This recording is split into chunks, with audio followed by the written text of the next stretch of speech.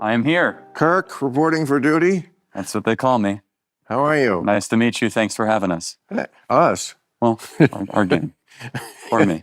Is there someone with you? No, thanks for having me. You're not expecting trouble, are you? Not quite. You trouble with security? Unfortunately. You do? Yeah. Wow. Like what kind? You know, security. Well, I'm sorry that you have to do that, but that's the price of fame. And boy, you're everywhere. You're like the new It Boy of podcasts. No, it's true. We have different jihadis that want to kill me. The purple-haired jihadis, the woke guys. Well, so they kill me. They want to kill me just as bad. Probably. Oh, they really do. No, you've been very outspoken on the woke stuff. Big time. Oh, yes. I mean, and they just the way within a religion they hate their own apostates more. I would say they hate me more because I'm supposed to like get on the short bus to Crazy Town with them, and I won't. And yet I'm still a liberal and still like, you know, I mean, we probably could argue all day about Donald Trump and what he's doing, which I'm not down with. But, you know, it's always the people who are closest who think, oh, gosh, you shouldn't have, you're a traitor somehow. I was going to ask, is it because they thought you were one of them and that... I am one of them. They're not one of me. Okay. It's the liberals who have... So they've left you, not you left. Yeah, well, I feel like there's... Liberal and woke are two completely different things. It was the theme of my last stand-up special that I just did a few months ago. And it's basically... I mean, it wasn't the whole special, of course, but it was a large part of it devoted to that, to proving that case that, you know, what liberals believe, woke is something completely different. It's very often the opposite of it. You know, liberalism is let's live in a colorblind society. That's the goal. Woke's goal is we see race everywhere. Race obsession. Yes. Okay. So that's not liberal. You changed. Liberal is there a two-state solution. Woke is river to the sea. Okay. So just don't take my word and say you're that. You took this and took it to. You got off the F train, you fell asleep, and you got off the 20 stops too far, and don't blame me for that. Drink? No, I'm good, thank you. You don't drink? No. Or smoke pot? No. And you're married and super Christian. We're going to get along great. You know, this is going to just be perfect. But can I just ask you, because I want to find out a lot about you, because you're obviously a super bright guy, but you do think that I have the right to live completely opposite than you do. I think you can get as drunk as you'd like. And you're that kind of an American, right? You're not forcing your opinions as. I'm not here to say you can't. What are you talking about? No, okay. So you think pot should be legal? That's a complicated. Oh, I have a very unpopular view on pot. You know, can I tell you my case on pot? Please do. It's not the depression that it might be causing or the fact that it might be hurting kids' brains. It's the smell. It's the stench that drives me crazy. Yeah, it's not hurting their brains. I mean, kids shouldn't do it. Of course, kids shouldn't. It definitely didn't hurt my brain. But let me ask, do you think that more teenagers are doing pot today or that before legalization or after legalization? You know what? Do you think usage rates are going up or down? I don't know the answer. Oh, you'll be fascinated by this because, you know, I'm not married, so I go out. So sometimes I'm out with like people that were a great deal younger than me. I don't know how they get in my group, but they do. And so I've been to sometimes parties like the Hollywood parties. And this is probably not most of America exactly this way, but I wouldn't be surprised if it's that different. And first of all, in this town, it's all run by like the Nepo babies. The Nepo babies, the trust fund kids, is all these little 22-year-old The J.B. Pritzker types. Well, I'm kidding. No, I'm sure. I know who you mean. The governor of Illinois. Yeah, he inherited the Hyatt. Oh, sure. You know, well, Nepo baby. We invented Nepo baby out here. Okay, but yes, it's everywhere now, even on the Lakers. Hey, that's real privilege there. You know, you got some privilege if you can get. Well, okay. I don't want. I want LeBron mad at me like he is at my friend Stephen A. But I mean, that is you know. But the point is that. When you go out to these, I've been to these parties where like it's a bunch of 22-year-old kids and none of them are smoking pot. Why? They're on real drugs. Pot's so like my generation. It's like I couldn't find pot at one of these parties. I was the only, they were asking me for it. The few kids who wanted, they take They've Like got psychedelics or correct. mushrooms, Yeah. LSD. Okay. Oh, ketamine, whatever. Oh, ketamine, that ex- has some medicinal Molly, property, but not at a party. I They're mean, it's all ingested before they even leave the house. So that's where the good news, parents, your kids aren't on pot. yeah, but they're on way worse, I think. they're on a big trip. So, but do you think that since we've legalized, less teenagers are doing, like 13, 14, 15-year-olds? Because that was always the argument, right? If we legalize it, less kids would do it. I don't know what 14-year-olds are doing. No, I don't know the answer. That's my story, and I'm sticking to it. But we can really agree don't. that kids should. At the side, we can Oh, agree on that. totally. Yeah. But we also should be able to agree that we shouldn't force adults to organize their lives around what kids might get into. That's a good argument. I mean, do you think that it's... I mean, you're not against porn, are you? Well, I actually once struggled with porn. Thankfully, I'm free of that. But I mean... How can you struggle with it? I mean... It's so easy. Well, you could grow addicted to it. I mean, it can... I know, I was kidding. No, but no, I mean, yeah, I don't have that issue anymore, thankfully. But I would ask the question, though, like, do you think since the legalization of marijuana in LA, it's made it a better or worse place to live? Or just it hasn't changed at all? It certainly hasn't changed my life. Okay. I grew up right outside here. Do you think the quality of life has gone up or down? Well, I don't know, but that's not really the relevant question, is it? Even if there is a deleterious effect, there is too many things we do, and we would not use that as a reason to prescribe our basic freedoms. Should people, I mean, be able to do drugs should people? outside, like on the street, or? No, definitely not on the street. Okay, so there are some limits. Of course, yeah, there okay. are limits. Yeah. Yes, and maybe of certain drugs, or certain drugs should be by prescription, as we do with pharmaceutical drugs. You know, but certainly pot is more benign than alcohol. I mean, I could give you the stats on that. We all know that. Is it health food? No, I'm not crazy like some of my hippie friends are, trying to portray it as something that's actually good for your lungs. But I don't think it's a trade-off. When you're an adult, you have the right to make trade-offs. Trade-offs is the essence of life. I'm going to have this piece of cake tonight and be a little fatter tomorrow, or I'm not going to do that and feel better tomorrow. And we all make those choices on a daily basis with everything. Yes, have I probably cut off some years of my life, maybe with pot? Who knows? I may have increased them because it helped me, certainly made me richer. It made me better at my job, better at writing, better at a lot of things I like to do. So, I might be living in a 2-bedroom apartment in Van Nuys if it wasn't for pot, and I'm probably going to live longer here. Or who knows how successful you could have been without it?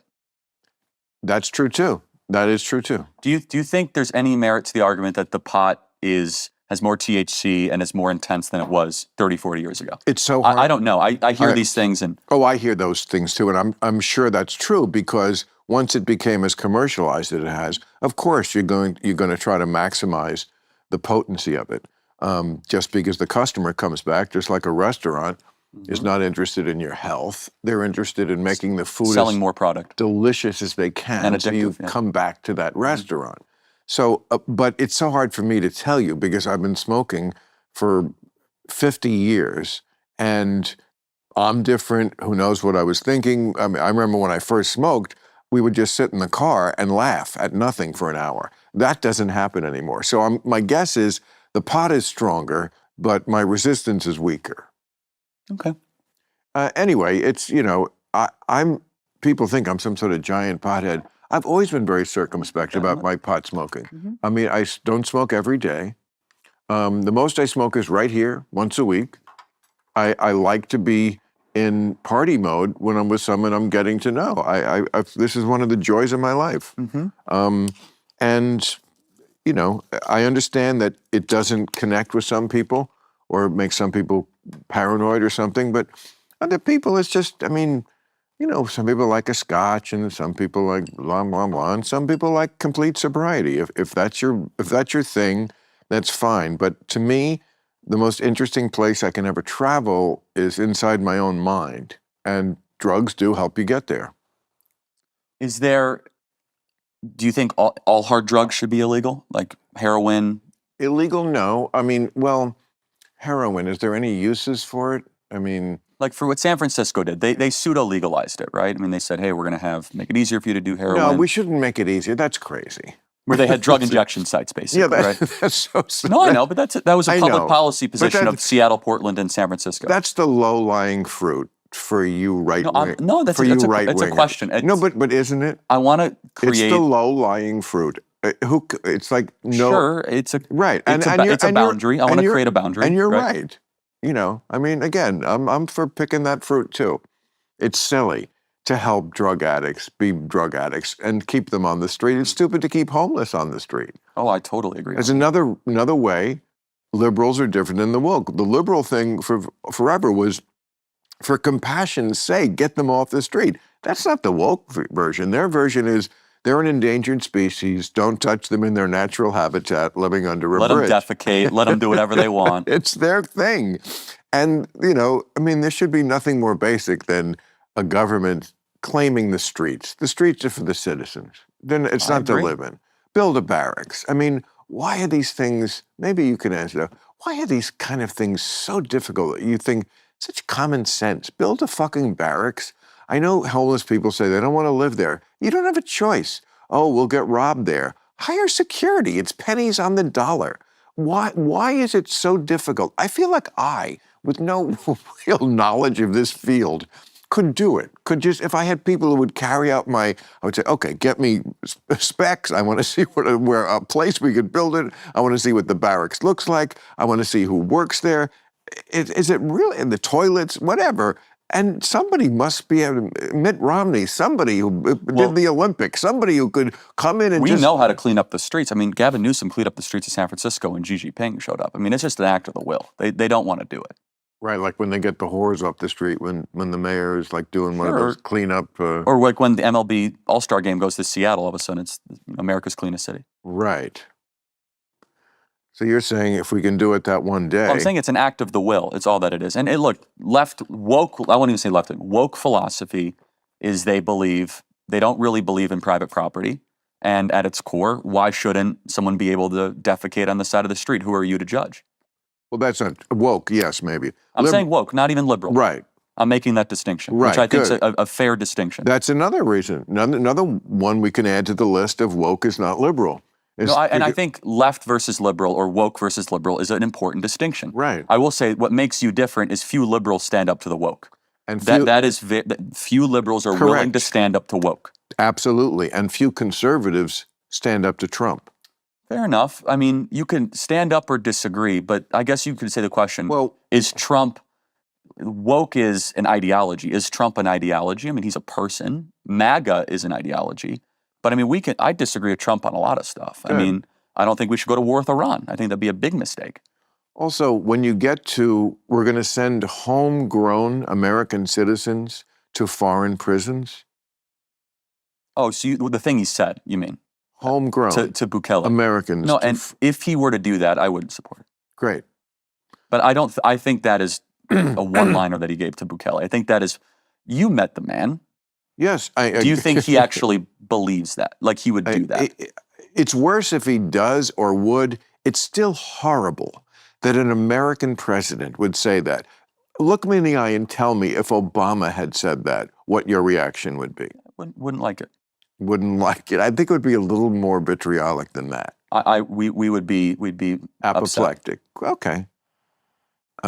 I'm finding out how honest you are, Charlie, and so far I think you're doing good, and I hope I'm doing good with you. Because if we don't have the honesty, we can't really, Look, but to be fair to the whole, topic in general, the outrage around deportations, as we've seen, these last couple of weeks, is like the American people voted for it. It's perfectly legal. Well, they didn't vote for. They did vote for mass deportations. People without any. I mean, So you mean that Maryland case is what you're talking about, right?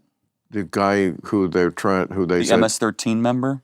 Well, there's no evidence that They did not present evidence. I mean, I don't really want to get into the weeds on this one because I got to do it on my show Friday, but the Supreme Court, I guess we have to get into the weeds. There, You know, there's even new it's a evidence in the last couple of hours that I don't. You lead the conversation. You tell me how deep you want to go on it. None. Okay. I mean, but I hope that if it comes to light, let me button it up this way. I hope that if it does come to light, that there really is no evidence that this guy was a gang member, that he got swept up, which is very understandable. That when you do a sweep, when you're doing big things, yes, nothing is going to go perfect. But if it does come to light, I would hope that some Republicans have the spine to say, yeah, that's not right. This guy should not be there. I mean, the Bill of Rights, it's pretty clear that you can't just disappear people without any sort of trial. Well, but sorry to interrupt. And deportation is not the same thing as sending someone to a prison. But you are allowed to deport under the Alien Enemies Act. Correct. Someone who is part of a recognized terrorist organization, which MS-13 is pretty close to a terrorist organization. Yeah. Okay. I mean, you know, you're bending all these words. And he's not an American citizen. We got to acknowledge that. No, absolutely not. So that's important. But he wasn't here illegally either. No, he was. Illegally. Yeah, the Maryland man. As long as we're not talking about two different cases. We're talking about Garcia. Yes, he was an illegal immigrant to the country. I thought he was waiting for asylum. Well, you could be illegal waiting for asylum. I see. So so they could deport him. That's right. Yes. But we never did it, but to a prison. It's an edge case. I acknowledge it's on the edge. Okay, good. No, but the edge is, so there's three ways you can deport people. It could be the Alien Enemies Act of 1798. It can be used only 3 times. That's fine, but hey, look, and you quote the First Amendment all the time. That's from 1787, right? So old things are important. No, I'm just saying, just because it's old. That's been used more than 3 times. Fair enough, but just because things are old doesn't mean, and I'm not saying you're using that talking point, but some people are trying to invalidate it just because it's old. Well, it's also expedited release. They're trying to invalidate it because it doesn't really apply to this, that it's stretching. I mean, how is MS-13 not a terrorist organization? Yeah, I mean, you can make or that. Tren de Aragua. I mean, organized because terrorism really is a political movement. It means terrorizing the civilian population to achieve a political goal. These guys just want to grab your locket. You know, it's a little more than that. A lot more than that. Look, I've said that all this stuff I don't like about Trump, I did it in my piece the other week when I was talking about the meeting at the White House, that no, he was tweeting about me. I've never liked anything. No, check the tape. There are things I like. And one thing I liked was that the police have their morale back maybe now. And, you know, when you live in a city, it's not a good thing when the police lose their morale because they feel like they've been painted with a broad brush, which they were after 2020, you know. And they're like, okay, yeah.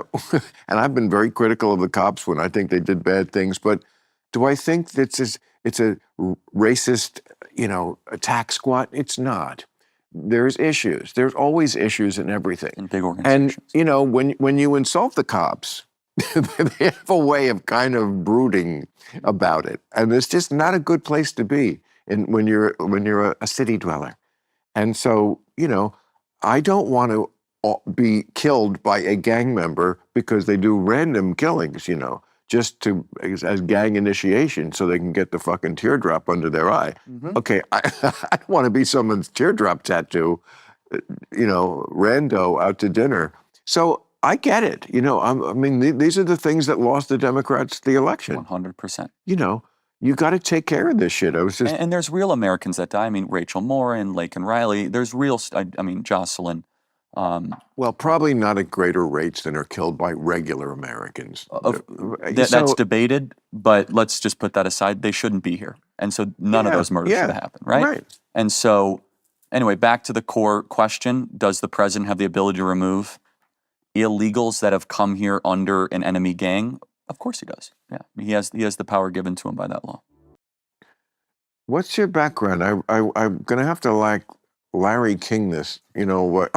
Larry King used to just famously, and I love Larry. I did a show a billion times. He was a legend. Yeah, I've never met him. And his thing was like, I don't prepare. I'm like the regular guy who just wants to know. He's curious about this person, so I don't know. So I ask the questions that this person would ask. Mm-hmm. You, Charlie Kirk, you're 31 years old. You're Jewish, right? No. Yeah, that's Muslim, actually. You're married? Yes, sir. How long have you been married? It will be 4 years in May. Wow. And kids? 2 kids, yeah. 2 kids already? Yeah. Well, we got to work. Now, Charlie, it shouldn't be work. That's all I'm going to say. I'm kidding. I know. It's an enjoyable work. It's okay. We got to the fun, I should say. And you're going to have more? God willing. Yeah. God willing. Right. Right. And we don't see eye to eye on the religion thing. Someone told me that. I got to tell you, you should see my movie Religion. I actually saw it. Oh, really? And to your credit, thank you. What you did on Islam was awesome. The other one's not so much. That's correct, buddy. Secondly, so if you just isolate the Islamic part. But it was funny. Secondly, Jesus. To your credit, you treated woke like a religion. Yes. And you criticized them with the same intensity and ferocity you did, and you deserve a lot of credit for that. Thank you. I mean that because you looked at it as this has a catechism, it has religious type undercurrents, it has almost a metaphysical presence to itself, and so you're an equal opportunity critic. I mean, yeah. And it's funny because the director of Religulous, Larry Charles, and I had dinner about a year ago, and I suggested, and of course it went nowhere because we're both too old to really act on it, but I said, people keep asking me, and I'm sure him also, to do Religulous too, but when they say it, they think now we're going to go to India and make fun of the Hindus. I'm like, I'm not doing that, okay? I'm not going to India, and the Hindus aren't that funny, okay? We did it. The movie did great, and we love that it stands the test of time, and people always keep coming up to me and seeing it. Movies are amazing that way. But I said, somebody gave me a great idea. Why don't we do Religulous too? But the religion is wokeness. Oh. And then that's what I was suggested. And I said, yeah, but then you're going to have to do the right side of it too, because that's also a religion. Christian nationalism. I mean, come on. Your boys, some of the people I think you're fond of, they mix religion and politics in a way that I think is not according to the Constitution. But I have to tell you, I'll give you a lot of credit. I saw a video of yours where you were talking about how Christy the original documents were, which is, I mean, my view is that the founding fathers, we know a number of them were deists, mostly that was their religion, but you did, and you have your facts down. I mean, you can spiel when you get on a subject like this. I got the shtick down. You really do. And I trust you, I'm going by but that they were a little Christier than I thought, and I'm always happy to learn new information. And if it doesn't satisfy people that I don't stay exactly where I am, it satisfies the people who are actually my fans, who always want me to do that, to be like, oh, if I take in new information. I mean, that's why, the far left hates me because I went to the White House and said, well, privately, Trump's different. And good for you for saying that. And I didn't give an inch on anything I believe. I confronted him on things that I think, he probably maybe never hears from anybody else. But that's not good enough for them because, they had to. But no, if you take in new information, just tell me. And so I do think after listening to your spiel that, yes, they were a little more into Jesus than I thought. I mean, I know Jefferson wrote that Bible and He heavily edited it. Took all the miracles out. He took all the religiosity out of it and just made him a moral teacher, a moral philosopher. Mm-hmm. Now, you have to admit, that's not exactly the act of a Christy person. No, but at least he acknowledged that there was something profound there. Got to give him credit for that. I could even acknowledge that. Okay, that's good. No, I'm glad to hear you say that. Well, Jesus as a philosopher was a true revolutionary. I mean, when he said the meek shall inherit the earth, I think the response was... Blessed are the peacemakers. Right? Yeah, but the idea that it gets good in the next life was fairly, I think, revolutionary. And the fact that, if you're a good person in this life, There's a much greater. This is just the pregame. You want the after party. Don't you And the think after party is just going to be fucking awesome. You're up there with me and my dad, God, and it's just, you know.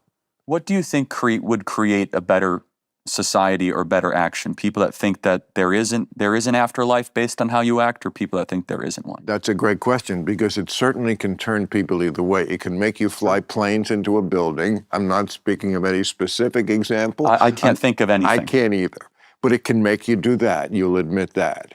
Sure. Okay. It could also make you do like blow up Oklahoma City too. Yes. And it can also, I fully acknowledge. And I fully acknowledge that it also keeps millions of people in line. Like Mark Wahlberg. I'm guessing without Catholicism, he just looks like a guy who'd be in a lot more trouble. But I think it just has made his life, much more under control. So there's one. Mark Wahlberg, I think, really benefits from Catholicism. But I think there's lots of people like that. They truly are worried that if they do something out of line, illegal or immoral, that the devil will, in short order after they die, be poking them in the ass with a pitchfork, and so they don't do that. And I got to give it up. That is a positive. Are you at all worried that when a nation becomes too secular, it might not know what it believes? There's no cultural cohesion. There's no glue that keeps it together. Yeah, but this isn't that nation. This nation isn't secular. This is a bunch of fucking religious freaks. Increasingly secular, though. Well, thank you. I'm trying. No, but I appreciate it. You are quite the evangelist for your cause of no afterlife and no creator. You know what? It creeps up a little, but people always are going to want it. People always are going to want to believe a story. It's much better than the truth, which is that things are random. We don't know the big questions. We don't know how we got here. We don't know why we're here. We don't know how the universe started. We're alone in the universe. Is there a God? What is the nature of God? Which one is the right God? We just don't. Nobody knows. I mean, that's why they call it faith. Do you hope you're wrong? That's the most important question. That's a great question. Well, how do you hope there's a heaven? I hope they figure out how I can live forever. I like it here with you, Charlie, drinking this and smoking pot. Fiji, I'm having a great time. I really can't imagine it better. I can't. And maybe it is. I'm sure it is. I'm sure, people have... But something in you probably hopes that, I don't know, yes, Hitler gets ultimate judgment, or the most evil things, right? Something in you wants to see your loved ones. And I don't think about Hitler. No, but there's got to be a desire somewhere. A lot of people just think about Hitler a lot. Stalin, Mao. I know, but I'm just saying Hitler comes up a lot. He really... Fair enough. That there's a desire that there's something beyond this. Well, that is just. Okay. Yes, I do, but it's very hard to find that justice on earth. Ask an AIDS baby. No, don't, Bill. That's why when you say, "Hey, I'm happy here," there's a lot of suffering on earth too, and that's the. It is, that's the Christian argument, and right? some of it is we obviously can see it comes from no bad deed done. Children with cancer. Of course, it's. And then they say, well, that's God works in mysterious ways, which is sort of a get out of jail card. It's the hardest, any kind of non-thinking. Admittedly, it's the hardest. We as Christians have to explain unjust suffering. Atheists have to explain everything else. How do you explain it? We don't. It's hard. It's a mystery. We can say God works in mysterious ways. We can say original sin. However, we don't have to explain creation or the miracle of life or love or justice or. We don't have to explain it either, because it's not explainable, because we don't know. We say we don't know. That's honest. You say, no, somebody told a story a long time ago, and we're going to stick with that. That to me, I'm not trying to be insulting. You can't offend me, trust me. Great. I mean that. So you could be as crude or as blunt. Okay, I mean that. It's not. But I find that intellectually embarrassing. That's fine. Is there any part of the Bible you think is true? Well, No, it's an true. important question, Well, meaning like when they certainly- were documenting King David, like was Yes. King David a real Yeah, figure? There are shards of it that are, I'm sure. So Jesus was a real person. Well, that we don't know. That is not a definitive. Okay, It so really is not. like take Paul. We both agree Paul was legit and a real person. Paul was a Jew, persecuted Jews, and then had his, road to Damascus moment. Why would he do that? Except for the fact that he's crazy or like delusional. What incentive would Paul have to do that? Rich, ruling class, gave up everything.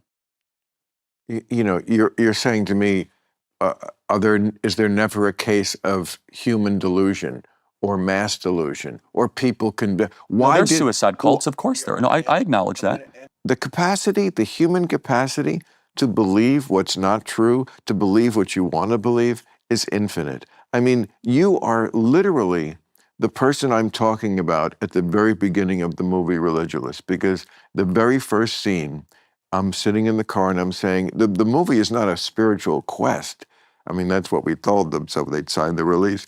The movie is me saying, I don't know how it could be that so many intelligent people can wall off a part of their mind and believe in something that part of their mind must know is not true. That's the question I'm going for in Religulous. And like, you're obviously a super smart guy. And respectfully, you go ahead, sure. Yeah. And I don't want to insult you on this. I appreciate you saying that. No, I mean, Bill, have you seen me go to college campuses? There's nothing that can but you understand my question, right? Interestingly, ironically, I have the same struggle. I don't know how somebody as intelligent as you, and I'm not trying to offend you, cannot believe in a virgin hold birth? On, time out, hold on. All of that takes faith, I acknowledge, but that all of the fine-tuning of our universe, if any of those fine-tunings were off, a famous scientist... Some of them are off. A famous scientist said, to believe that the universe and the earth in its current composition was an act of randomness would believe that a hurricane would go through a junkyard and assemble a 737 flight-ready Boeing. He's wrong.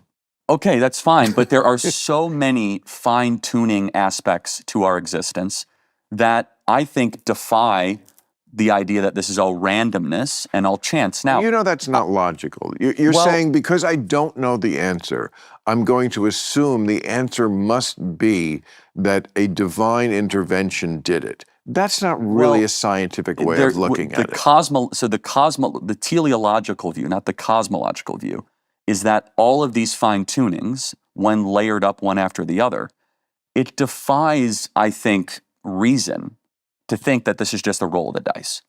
That when you see a baby come into the world, when you see how we naturally heal, even consciousness itself, I think, is a pretty miraculous thing. To think that's all just a bunch of happy accidents. I think it's more rational to think that that's a byproduct of design. You're saying some prime mover made it so these things happen.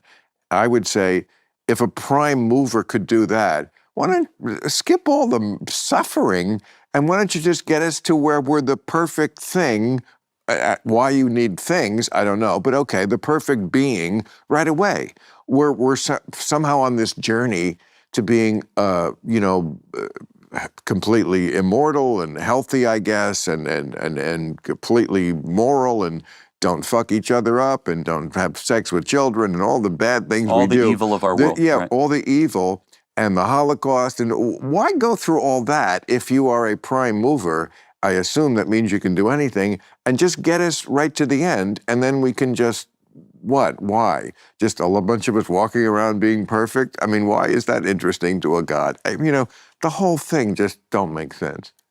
So that's a separate question, though, of whether or not there is something behind our existence. I mean, so we believe that the universe started with a Big Bang. Do you agree with that? Yeah, but that's not the beginning of things. That's just the beginning of what the known universe is. The big question is what was before that. And we believe it's a being, a God. That's always, that's a constant. And look, I mean, the misnomer about atheism is that we say, oh, there's no God. No, we just say we don't know. As Richard Dawkins always says, there's theism, which is belief in gods. And they used to believe in many, and then it got to one, and we just believe in one less. So there's just not How would you differentiate that from agnosticism? There isn't. Okay. That's another thing that's bullshit. No, I don't. I'm just asking I'm a just good saying, faith question. No, I think a lot of atheists think that. A lot of people on my team with this, they have that view that, don't split hairs with the atheists and the agnostics. It's like, we're on some part of, I don't know, and I'll never know, so I really don't think about it a lot. I don't get up for church. I try to be a good person because I just think intrinsically it's good for society. It's good for me to be a good person as much as I can. And I don't need the threat of the pitchfork in the ass to do it. Can I ask a question? So how Ow! But you even acknowledge, though, that some people act better if they feel as if they'll be judged eternally. Totally. Okay, no, that's a big admission. But yes. How do you think society best determines what is good? That's a great question. I mean, isn't that what government is always wrestling with? Correct. What makes society good? Do you think, even as an atheist, the Ten Commandments, the right side of the Ten Commandments is a good place to start? The right side. Well, because the left side, I think you'd have a big problem, right? I have a problem with 8 of the 10 because only 2 of them are laws. You got a problem with 8 of the 10? 2 of them are laws. Only 2. What do you mean? Don't kill. And don't steal. Okay. And don't steal. Sure. This idea that God is this... But you're good with those 2. Like obviously. The first 4 are just jealous God shit. It's just like, you know what? No, God, honoring your parents is not jealous God stuff. God's like a pimp who was in the next room and he said, "Who you on the phone with there, girl?" But, I guess I'm testing that. Hold on, but no, it's again, I'm not offendable on this, but I think you could. I know you made fun of it in Religulous, but there's something beautiful about not working for a day. Oh, I mean, like honoring the Sabbath. A week is even better. But the Sabbath. No, I mean the Sabbath but is slowing down and saying that we're not going to toil for a day. But why would you need a religion to get to that? Why would you need a religion to, hey, let's not kill each other and take a day off? I don't need a threat or a carrot for that. It's just so intrinsic. It sort of reminds me of the beginning of the Declaration of Independence. If it's intrinsic, then why is it that a lot of countries that don't have Christianity struggle to come to these realizations? That, for example, communist China. Again, no Hitler analogies, right? Under Mao, which was resolutely atheist, right? Resolutely.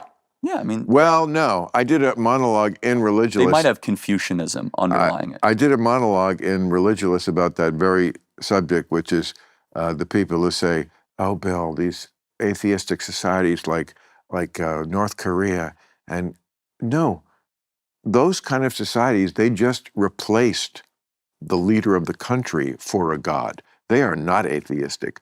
When you look at what the North Korean people believe about Kim Jong-un, it's a deification of. It's a I completely the agree. same shit that when he was born, winter turned to spring. He'll be immortal in the heavens. The first time he played golf, he got 11 holes in one. He invented the hamburger. That's more improbable than a virgin birth. It is. It really is. So we agree. I'm not making this up, but they believe that. So don't tell me North Korea is atheistic. They're not atheistic. But there is in China at least, and of course in the Soviet Union, there was a anti-Christian movement, very hardcore. Okay, so I guess what code, and I'm not saying this sarcastically, what code, what book do you think is best for humanity to live by? I say the Bible. What would you say? No, it's an important philosophical question, right? I have a book called Not the Bible. I'm not kidding. There's literally... So not loving your neighbor and not helping them. No. There's a lot of good stuff there. Okay, but again... let me tell you why I'm asking. Well, you're cherry picking. Come on, Charlie. The story of the Bible is one of love and redemption. There's a lot in the Bible. It is. It's a story of love. The Old Testament? Well, the entire arc of the Bible is a story of love and a need for humans' redemption. Well, that's a charitable way of looking at it, and that's in there. There's a lot of things in there because it's a giant anthology over centuries of many different writers. There is a lot in the Bible. It wasn't written by God, right? There's a book of the Bible I think you'd love. What? Song of Solomon. Song of Solomon. Crosby, Stills, and Nash? Song of Solomon's all about sex. I know. It is? Yeah. Quote it. Can't. It's not appropriate. No. What? No. It's It's too dirty for a podcast? It literally is about how a husband and wife can grow intimate to one another, and there's. Can you tell me that? Can you give me the cheat sheet on that one? I'm telling you, the Bible has wisdom in ways you might never imagine, Bill. But no, what I'm getting at though is that this is not a gotcha or sarcasm. I mean this, like humanity will seek to find a book. They'll seek to find a code to live by. Well, okay. And I think it's incumbent on atheists to tell us what that should be. I agree with the first part of that. Humanity will seek to find. Seek to know. That's Aristotle's first. Well, seek to find something that mollifies their feelings. That's different than knowing. No, they don't really care about knowing. They care about mollifying their feelings. I feel empty. What will make me feel better?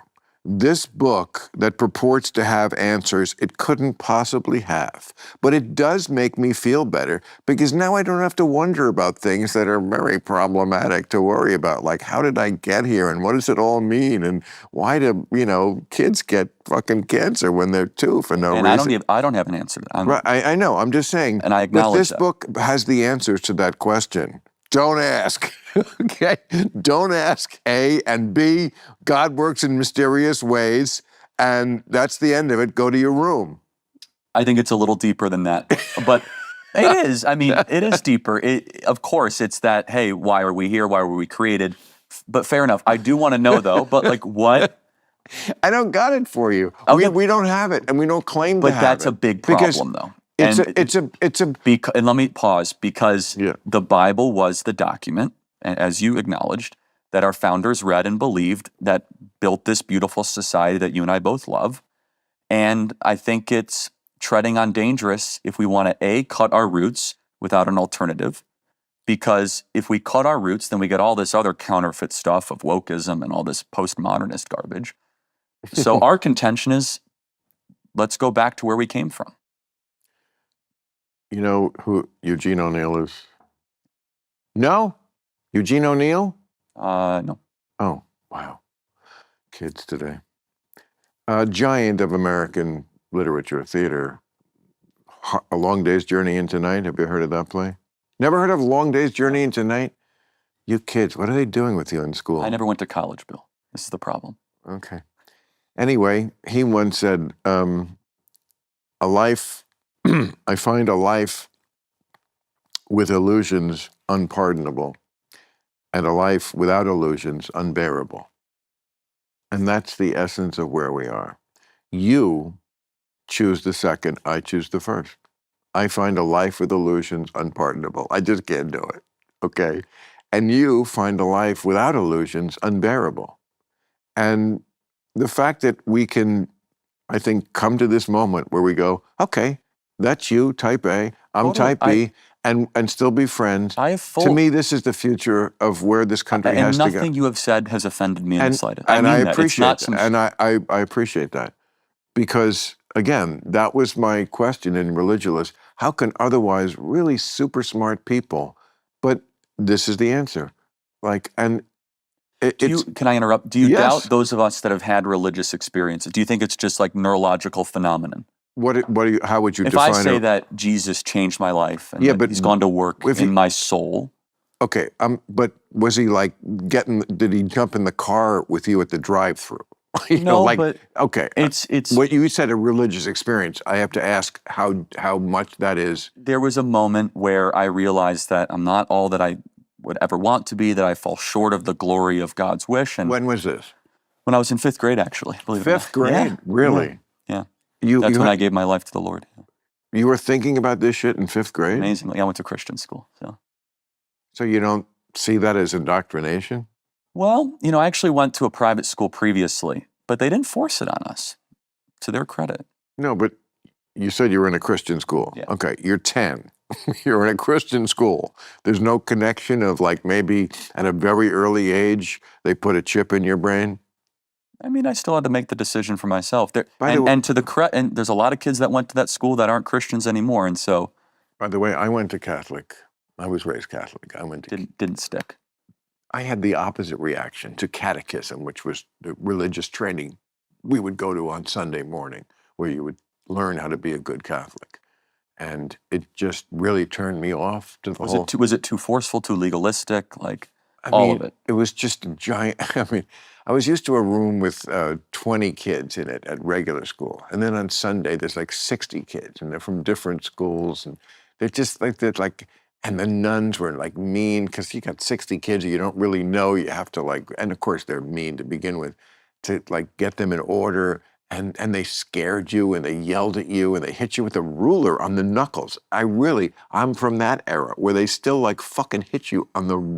You know how often I hear the rulers from like I mean, scorned Catholics? The ruler is like a very common thing. again, the idea that you keep people in line, it's by fear. That's why you're keeping people in line. And that's a question an atheist really, I think, is due to ask a religious person. Do you really think fear is the best way for us to grow and become good people? Because if that's how we're doing it, I do have a problem with the methodology, even if I believed in the religion. I hear that from a lot of people that were raised Catholic, and no, I do. I'm sorry, it's true. It's so true about the Catholic I'm thing. sorry. No, you're right. I didn't mean to, did I do an exorcism or something? Trust me, It's just trust me, we have a whole highlight reel of spit takes. It's the highlight of any show. If the guest doesn't if I can make Bill Maher laugh, if the guest doesn't make me do a spit take, we consider that it's a failure. But you did, so go on. But yes, Catholics, yes, that's exactly who you would hear that from. It's an underemphasis on grace.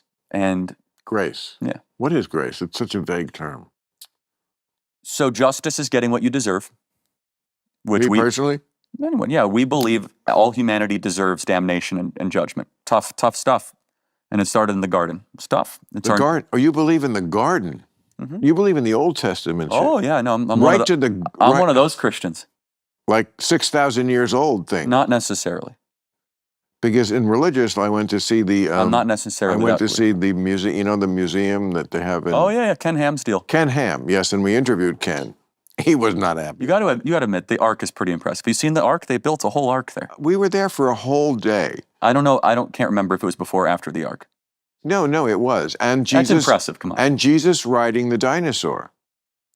Yeah, I don't know about that. Jesus riding the dinosaur. Do I really need to elaborate, people?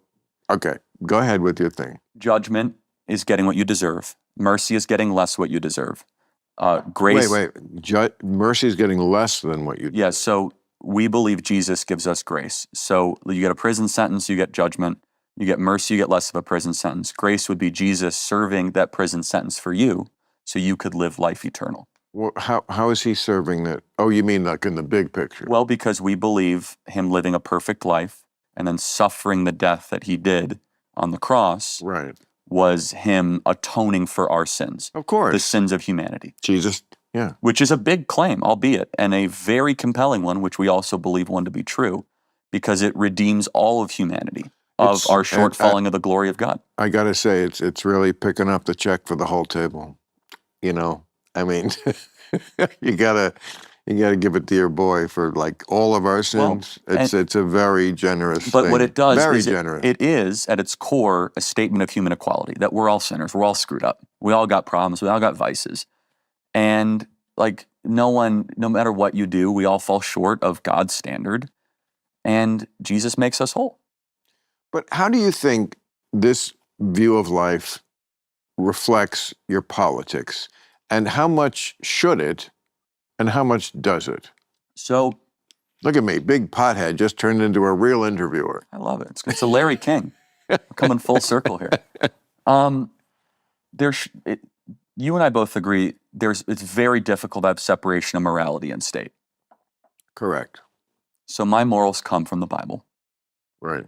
And that definitely influences my public policy decisions. Mine come from Playboy After Dark. Is that a problem? It's a little bit different than, let's just say, the Book of Deuteronomy. Oh, well, that's full of crazy shit. Oh, okay, yeah. The Book of Deuteronomy? Well, there's some good stuff in there. That's the one, but that's the... I love the Lord your God with all your heart, soul, strength, and mind. That's good.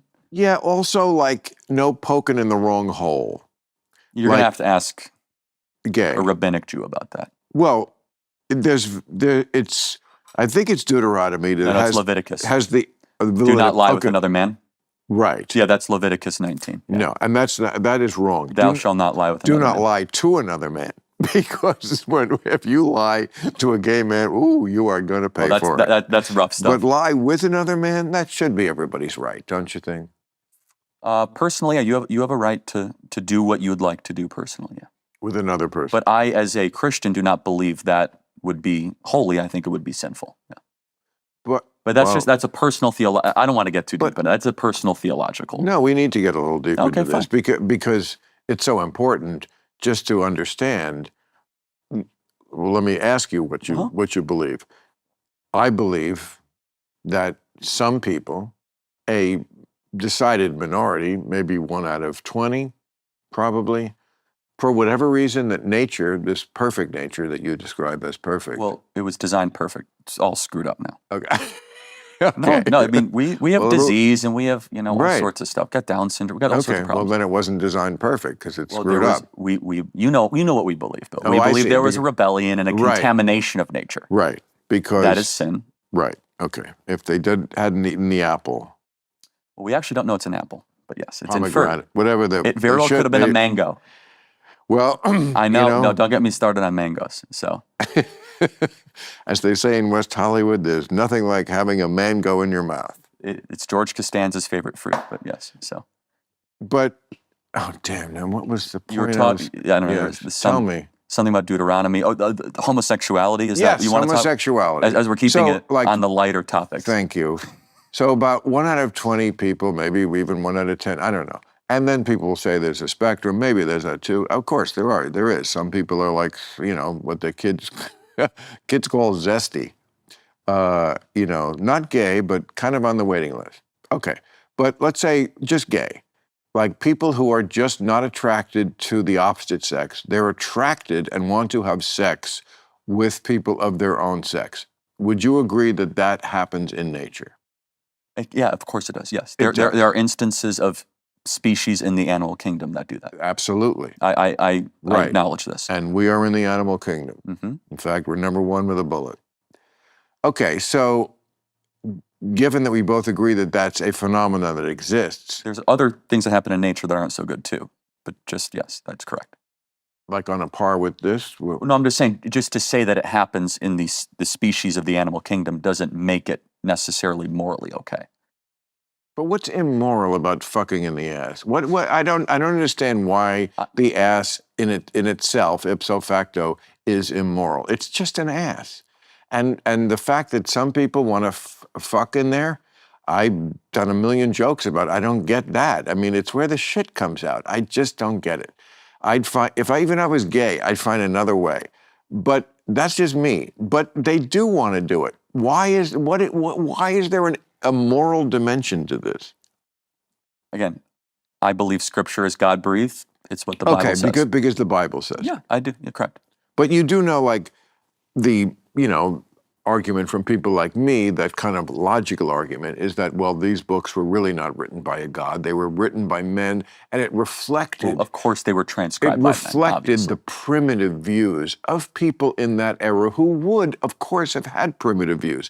They also didn't understand germs or atoms. So their views on this were primitive, and they believed that there was something wrong with that I get it, that it was different than most of the people in the tribe, that, these two guys are going off and doing it, but that we can, as sentient beings now, logical, intellectual beings, recognize that this was from a long time ago, and now it's just something that happens in nature, that some people want to fuck this way and some people want to fuck this way, and there's no moral dimension to it and no reason to call it a sin.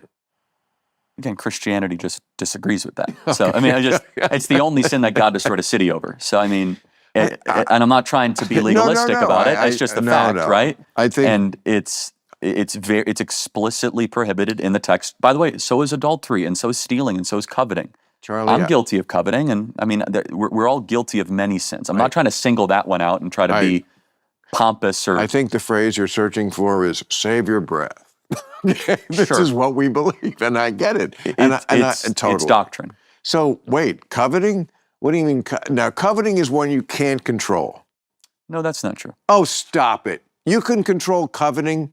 It's like saying you can control, if I say don't ever think of a pink elephant, you will think of a pink elephant. It's a little bit more than thinking, we would say in the interpretation of coveting. It's to the place where you become obsessed. Oh. It takes your being. No. Oh, no. That's coveting? I thought coveting was just wanting something you don't have. No, that's, of course, you can't regulate every thought that you have, but Right, coveting okay. gets to the place where it becomes your identity of obsession. Well, and that, let me tell you why, because it says do not covet a specific thing. Your neighbor's wife, your donkey. So it's like a very specific thing. So for example, if someone says, I want to be I can't stand Bill Maher. I want to be a comedian as successful as Bill Maher, and it becomes their identity. I don't think that's good. I think it ruins your soul. I think you would agree with that too. You know people like that. Don't give them any ideas. No, come on. I mean, they're already there, Charlie. But people that are consumed with jealousy and envy, that's what we would say coveting is. Not just like, oh, don't think of the pink elephant. I'm not here to play air traffic control in your thoughts. Right. Because, you're an attractive guy. I'm sure there's lots of MAGA groupies, and I'm sure coveting comes up. How can you not covet? And praise God that I have a great wife. Right. And she understands about the coveting. Yeah, and we have a very healthy, loyal, wonderful marriage. And look, but male nature that's why there had to be a prohibition on adultery, because it is male nature to... No, I think it's actually easier to be a female in that way. I completely agree. Right. I covet being a female.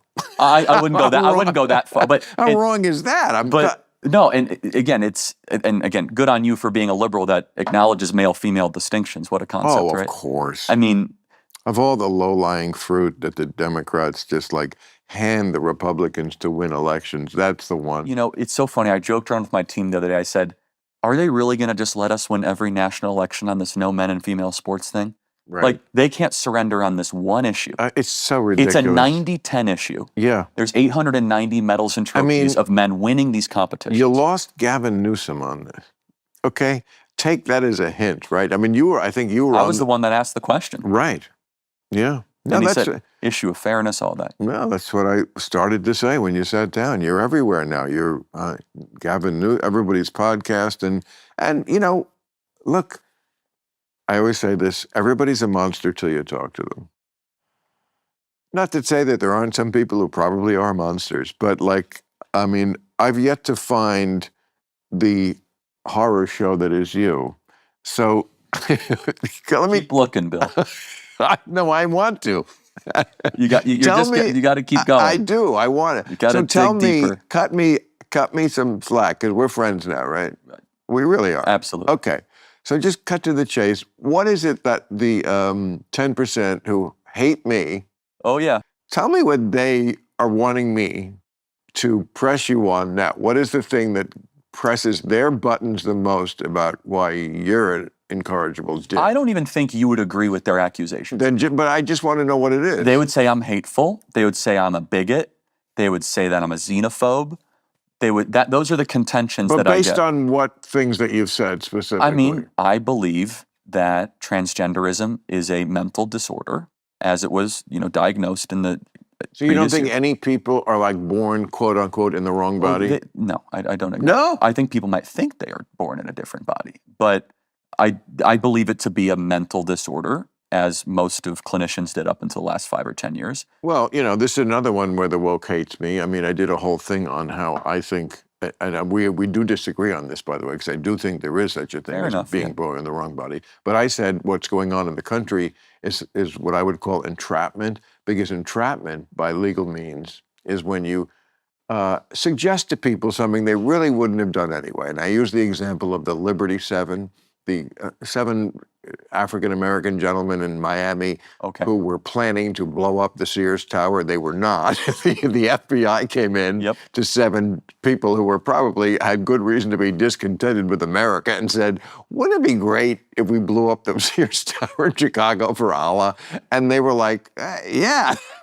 And they didn't even have a gun. That's entrapment. And I think, or the Gretchen Whitmer kidnapping case, similar. Yeah. No, that's real. No, that's legit. The kidnapping. No, that was entrapment. So she really wasn't? No, that was an FBI entrapment thing. Absolutely. It was. Oh yeah, it was like five All right. feds and 2 guys. Anyway, All right. we don't have to get. We don't have to. For the record, I'm not acknowledging that I agree with that because I just don't know if In the about comments, you guys can agree or disagree. I'm just acknowledging that I respect Charlie Kirk enough to look into whether that is, and it could be true because I say it all the time. I don't believe anybody. Like you just lost my trust. All media, right, left, very few people. I'm right there with you. Do I have like? Okay, I hear what you're saying. Now I have to go vet it. Hilariously, more people that I know that are center left now say, I think Trump is not a monster because Bill Maher of what he said. On anything else.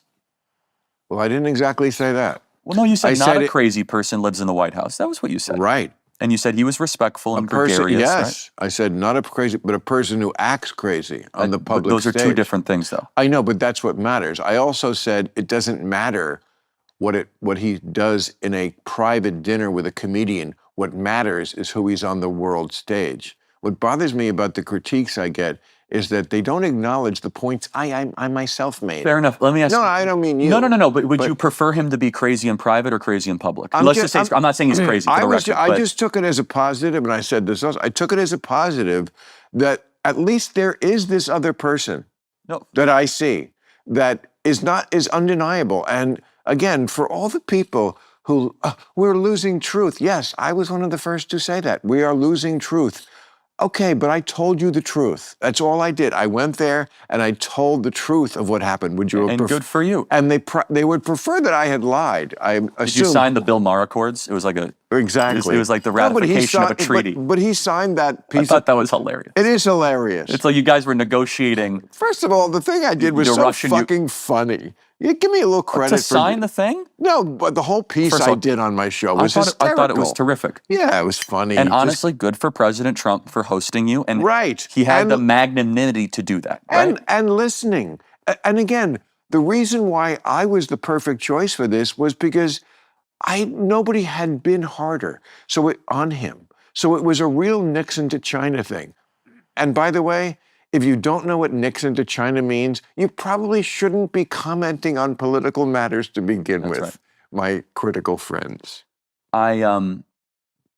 What your meeting, I thought, was a great window into the whole liberal world that shows the Donald Trump that I know and that I've gotten to know, which is, and I just thought it was hilarious when he was, asking you about Iran, right? He'll ask anybody about anything. He loves asking people's opinion. He listens more than he talks. Right. He'll solicit opinions. I know it blows people's minds when we say this. Well, it also blows our minds because then he doesn't do the right thing. Sometimes he does. Sometimes he does. The embassy to Jerusalem. I gave that whole list. I also gave the list of things that are horrible. Disappearing people and ignoring judges and gutting the government with glee. This tariff thing that even the conservative press has turned off on. So, yeah, it was just honest down the line on both sides. Do you feel? I told you what I saw, and good for you. And didn't. And I just told this to Harvey Levin on his show. I'm proud. I looked him in the eye and said, "You're scaring people." I'm proud. I looked him in the eye and said, "How did he react to that?" I said, I'm not. I know, but see, that's the thing. I said that the night I gave it. I said, "You're scaring people. Why do you want to scare your own citizens so much?" And I know everybody wants to know what he said. And the truth is, I don't remember. But it wasn't. What kind of drugs were you guys doing that night? But it wasn't okay. I'll stop. Okay, then you would have remembered. That I would have remembered. So I have no illusions that. My dinner with Donald Trump is going to change the nation. But to the haters, it's just like, as opposed to what? Not engaging at all? That is their... It's either me or Gretchen Whitmer with the binders in front of her face. I mean, I feel like I did it better. I went in there, I didn't give 1 inch on what I believe or saying to his face what I believe. But, I told the truth about how he's different in private. Do you think, what do you think about the idea, here's how I would frame it. You going to meet with Trump would be the equivalent of Biden inviting me over for dinner. Meaning, like, is that fair? Absolutely. Okay, I don't want to put words in your mouth. Absolutely. Why do you think Biden or Obama wouldn't do that and Trump did? I mentioned that too in the thing. I said, you know what? You did, but I said, because look, this was kind of a guy's dinner. And look, Donald Trump is a man of a certain age, of a certain way of life. I just think he's comfortable with the guys. And I also think he loves his wife more than is let on. But like, he just likes being with the guys. And it was a guy's dinner, and we just had a good guy's time. And so, like, I said it, like, I voted for Obama, I voted for Clinton, but the idea that I could talk to them as freely as I felt this conversation was going is emblematic to me of why the Democrats lose the elections. Because they just don't feel that this is like a real person. And I know it's so weird to say that about Donald Trump, who I've said a jillion times is, a whiny little bitch. I mean, I could go through my greatest hits of like insults, but this was about getting past that and maybe seeing that if we met in person, we don't hate each other as much, and we don't. And I'm sorry, I'm not gonna like pretend that's a bad thing. no, it's how you heal as a Even though country. he's doing terrible things.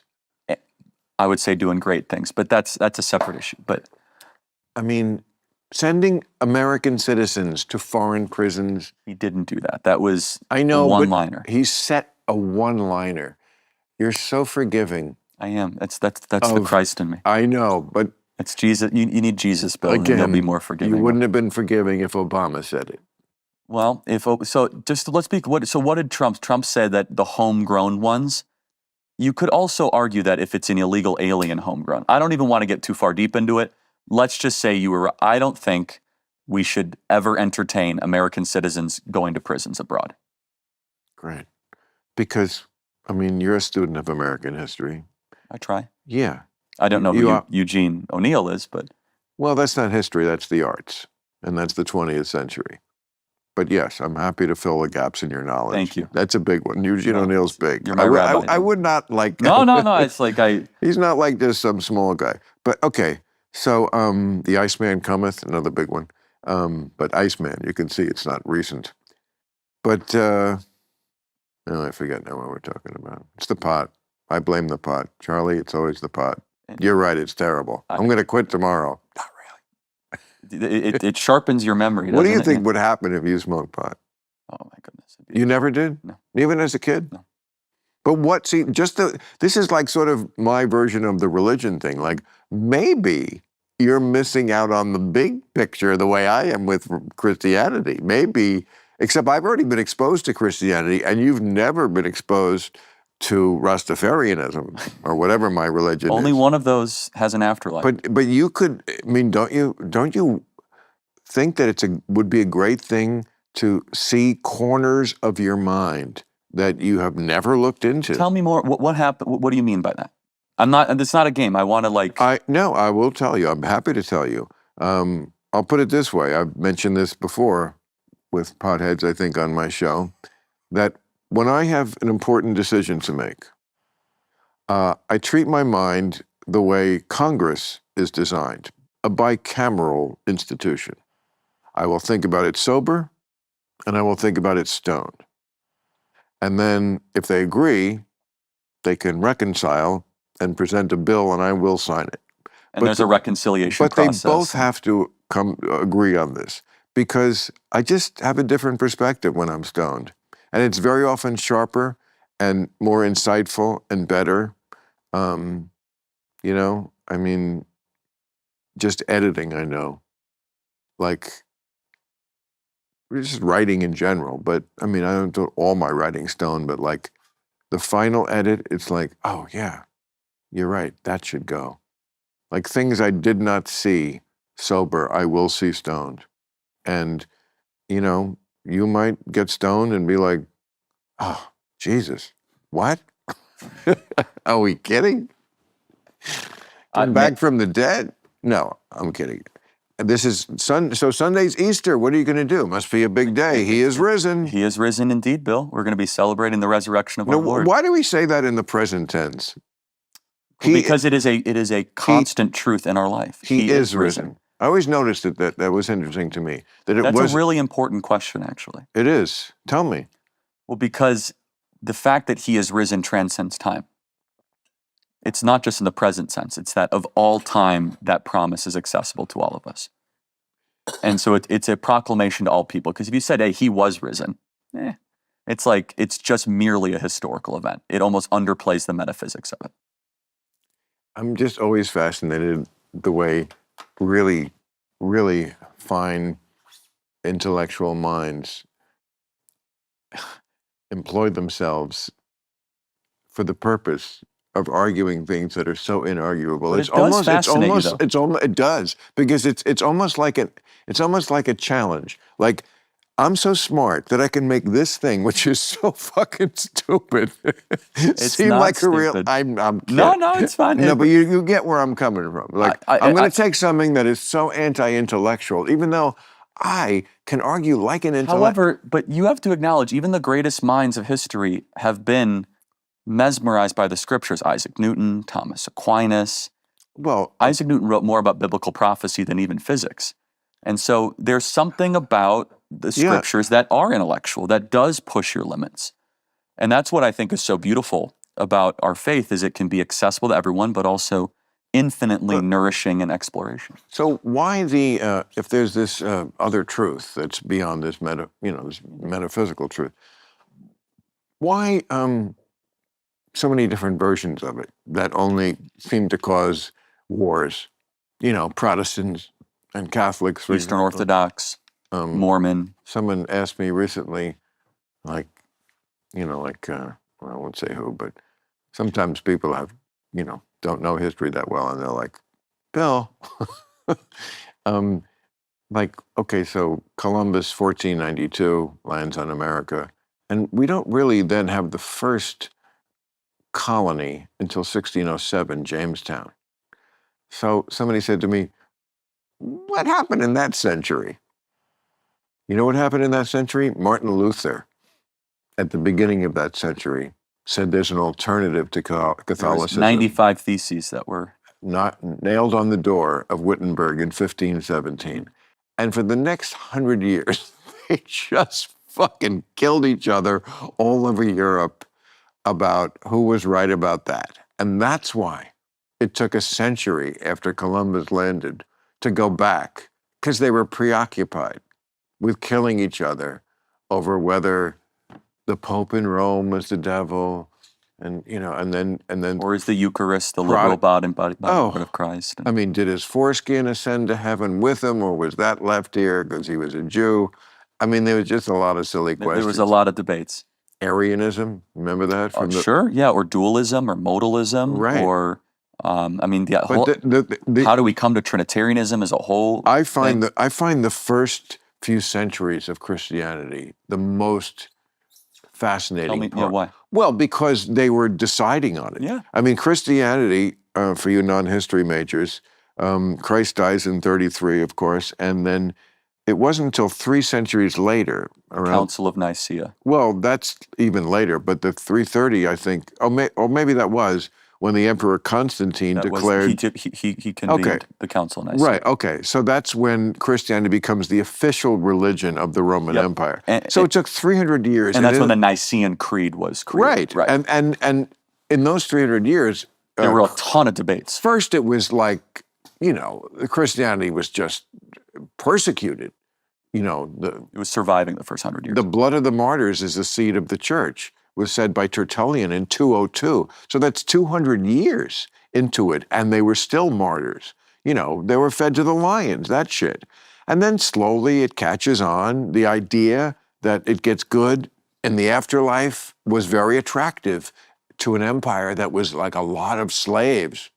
If you're a slave, this is a good deal. And so finally in 330, it becomes the official religion. And then you have the church fathers, Ambrose, Augustine of Hippo. Augustine, right, and Jerome, and Augustine is writing in like 430, I think. City of God. Yes, he's writing in the city of Hippo, and just the way I don't want to call them exactly press agents, but kind of the way they formed the idea of the church in those early centuries. It was something that needed. Well, it needed decisions to be made, because our answer would be, which I don't think you'll find overly persuasive. See, I was going to do it right when you were swallowing. Is that when you have something true, you have a lot of bad forces that try to pervert it, and you have to be able to you have to refine it, you have to clarify it. And I mean, the idea of the Trinity was one of the most important one of those debates. Again, you had dualism, modalism, Arianism. You had Gnosticism, which was a huge debate of the early church. And of course, it was concluded in Trinitarianism, which we would argue. Go ahead. It's just so much arguing That's okay. about I mean, how look, many angels are on the head of a pin. That's It's just that wasn't the arguments were much more it's consequential than even like I guess if you believe eschatology. Yeah, right? if there's an old saying in comedy: buy the premise, buy the bit.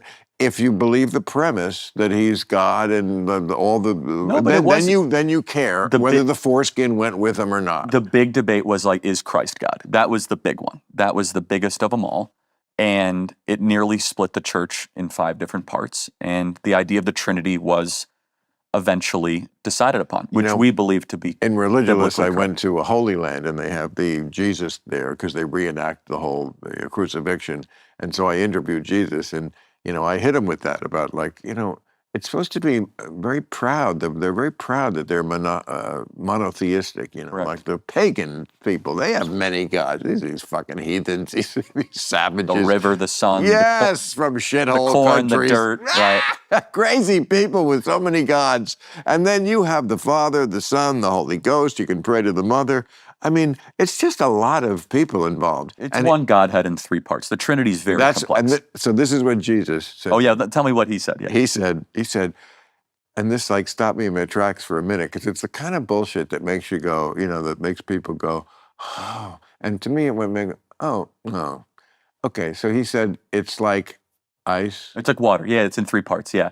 Water, vapor, water, or ice. See, I'm glad I didn't use that one on you. You wouldn't have liked it. Well, Jesus already tried. Did he say it in Aramaic is the real question. But right? it's a pretty good analogy. No, but that's what we would say. It's the same thing in 3 different parts, right? But they did add the Holy Ghost like 3 centuries in, because the church needed another Well, vote. no, that's not true. Oh, it is true. There was no Holy Ghost in the beginning. In Matthew 4, Christ is baptized, and it says the Spirit came upon him. God, the Father says, it's my Son, and I am pleased, and he is the Son. So you have all 3 parts of the Godhead right there. The Holy Ghost is named The there? Spirit. It says the Spirit of the Lord came upon him. Now, it doesn't use the phrase. That sounds like the Lord. Well, then God the Father said, this is my Son in whom I am pleased. So 3 distinct parts of the Godhead. It's the best picture of the Trinity we have. And then in the book of Acts. So they were all in the same room at the same time? Well, in the river, right? I mean, the scene, right? But God the Father was God there? the Father was audible, right? Audible. Oh, so Saying, he was on Zoom. Yeah, he was phoning it in. Christ was being baptized by John the Baptizer, and the Spirit of the Lord. Baptizer, John the Baptist. It's actually Baptizer, yeah. That's what they call him now? Yeah. Is that new? You got to keep up with the time. I mean, is that new? It's a fun, wonky theological Why thing. did they change it? Because it was actually this is like What's wrong with John the Baptist? It's so insignificant, because it actually, in the old Greek, it was a verb. It was the baptizer, the one. It's completely irrelevant. It doesn't matter. It's like new Coke. Stick with what works. You know what? It was great, John the Baptist. There's nothing wrong with John the Baptist. It's a great title. And then in Acts, it says the Spirit of the Lord came upon the disciples at Pentecost. Well, I can't tell you how much I enjoyed this. Well, thank you. I mean, again, I'm sure there's something that I'm not asking you I've been that an I admirer should Bill be. of yours for a while. We're on different planets, obviously, on the spiritual religious stuff. But when you spoke against the woke, that for me was a proving moment. And I have to say something, and this is 100% true. You had more moral courage than pastors that I know that went along with the woke crazy train. And you deserve credit for that, because it was of high cost. Until we get rid of that shit, they're never going to win another election. I agree. They're not going to take political advice from me. No, but they might from me. They could. And they should. But not the 10%, but that's 10%. But they're very loud. They're very loud, but that's it. And I, as FDR once said, I welcome their hatred, because they're just, first of all, they have no integrity. They don't like ever like present the full argument. They just cherry pick. I mean, everybody does it to everybody. So I'm not saying I'm unique here, but that is part of the problem of our discourse is that everybody just wants to forward their narrative. No one is really interested in the full truth. Just the truth. Just give me the truth. And that's the crowd I'm going for. Yes. You know, and to be honest, when I go to these campuses and we're drawing these huge crowds, in some ways, we're benefiting from the ways that the old school comics would benefit on college campuses because we're saying the stuff you're not allowed to say. Like, we are the rebellion type energy. they must be so thirsty for it. Of course. And like They're kids. Yes. It's like innate that they want to be, here's something that's not politically correct. Yes, and you think about it, it's like you're a guy on a college campus at any one of these tour stops we're going to, right? Boise State, University of South Carolina, Oklahoma State University. And they are constantly in this bubble of if I say one wrong word, I could have my entire career ruined. If I say the wrong joke, if I laugh at the wrong thing, if I use the wrong pronoun, they're living in a totalitarian environment, a cultural totalitarian one. Okay, you're gonna have to stay a little more because I want to ask you about this because now you got me on colleges, and that's been one of my big No, we got to talk about this. That's been one of my big fucking targets. Big time. I mean, it was in my book, it was in my special. I called them the mouth of the river from which all the nonsense flows. It is the Wuhan laboratory. That was For my the woke. Yeah, I probably got it from you. I did. I said, if ignorance is a disease, Harvard Yard is the Wuhan wet market. That was my joke. I got. Now we could say Wuhan lab, but yeah, that's right. Okay, and Trump's going after the colleges now, Which I fully support. Yeah, but as always with his shit, it's like it's not exactly legal the way he's doing it. You know, it's coercive. It's I get I am behind the feeling of it. I'm not sure this is the way to do it, but the feeling of it, yes, they have become places that, and this is again one of your big bailiwicks. You know, this is one of the places you really got to. I think this has helped you get where you are.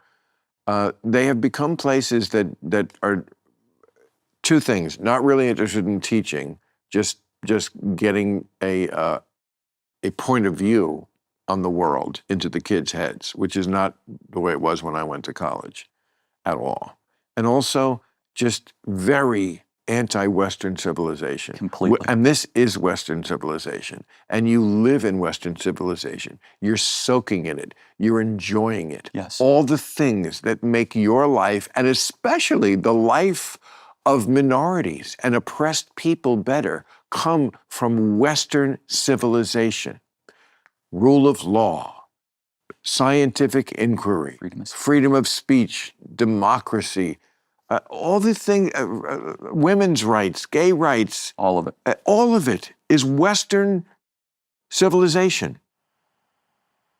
And the question is, how do you extirpate that from universities without, he's going after the research money. It has nothing to do with this. It does and it doesn't. So first of all, you're right. Let's just start with our agreement. Colleges have become a place where they want everyone to look different but think the same. Their idea of diversity is like, okay, we look at the yearbook photo and everyone has race diversity. Everything has to look like Angelina Jolie's Christmas card. But they all think as if they're at the Democrat National Committee meeting. Right. There's no diversity of thought. There's no heterodox opinion. They tried to get Western civilization taught at Stanford. You know this story. Well over 15 to 20 years ago. And they removed it. They removed it from the core curriculum. Really? I'm going to be honest. These places have to be basically burned to the ground. We'll see then. Metaphorically. Okay, metaphorically. Yeah. Well, meaning look, take Harvard. So you say the research money. First of all, they take 10 to 15% of that in overhead. Why does Harvard, with a $50 billion endowment, need $2 billion in research money? Just ask Harvard the same question. That's a hedge fund with a college attached. Right. That's not a university. Right. Right? That's something completely different. Stanford, $40 billion endowment. Yale, $35 billion endowment. And look, some of this research is awesome. And I got to agree with you. Some of it they should do a case-by-case basis. But a lot of it though is this woke stuff that would like take your breath away. I mean, research into transgender mice. I mean, it was just the U.S. taxpayer dollars should be funding that. See, I called that out on my show. That was bullshit. It wasn't transgender. See, that worries me about you, Charlie. You seem to have swallowed that one whole like a snake does a mouse without looking into it. It was transgenic mice. Oh, I'm sorry. It was not, but it's hugely different. Transgender, that's just going along with what the mob thinks. It wasn't. He got it wrong, and no one was around to tell him that he got it wrong. He just went with it. Transgender. It wasn't transgender. It was transgenic. They were studying mice for health reasons, serious cancer-solving reasons. Nothing to do with transgender. So I stand corrected on that. okay, but a lot of these universities have superfluous research departments that are bloated, and then go raise your own money for it. Is my position. If you want to go do this stuff, go raise your own money. No, of course. So as Christian as you are, you don't want us to be the Christian United States of America. I want to see the body politic become Christian, but I want the Constitution to be our North Star. Not by coercion. No, because that's not love, that's force. Okay. We as Christians believe you should voluntarily use your agency, give your life to Christ. And you and you think that someday we all will get on the train there? I don't know if I'm optimistic or pessimistic. I don't know. It's tough. The church rates are going down. Right. I mean, we're seeing a little bit of a plateauing there. Your side's been winning, Bill, the last 20 years. You're going to be tired of all the winning. That's all I'm going to say.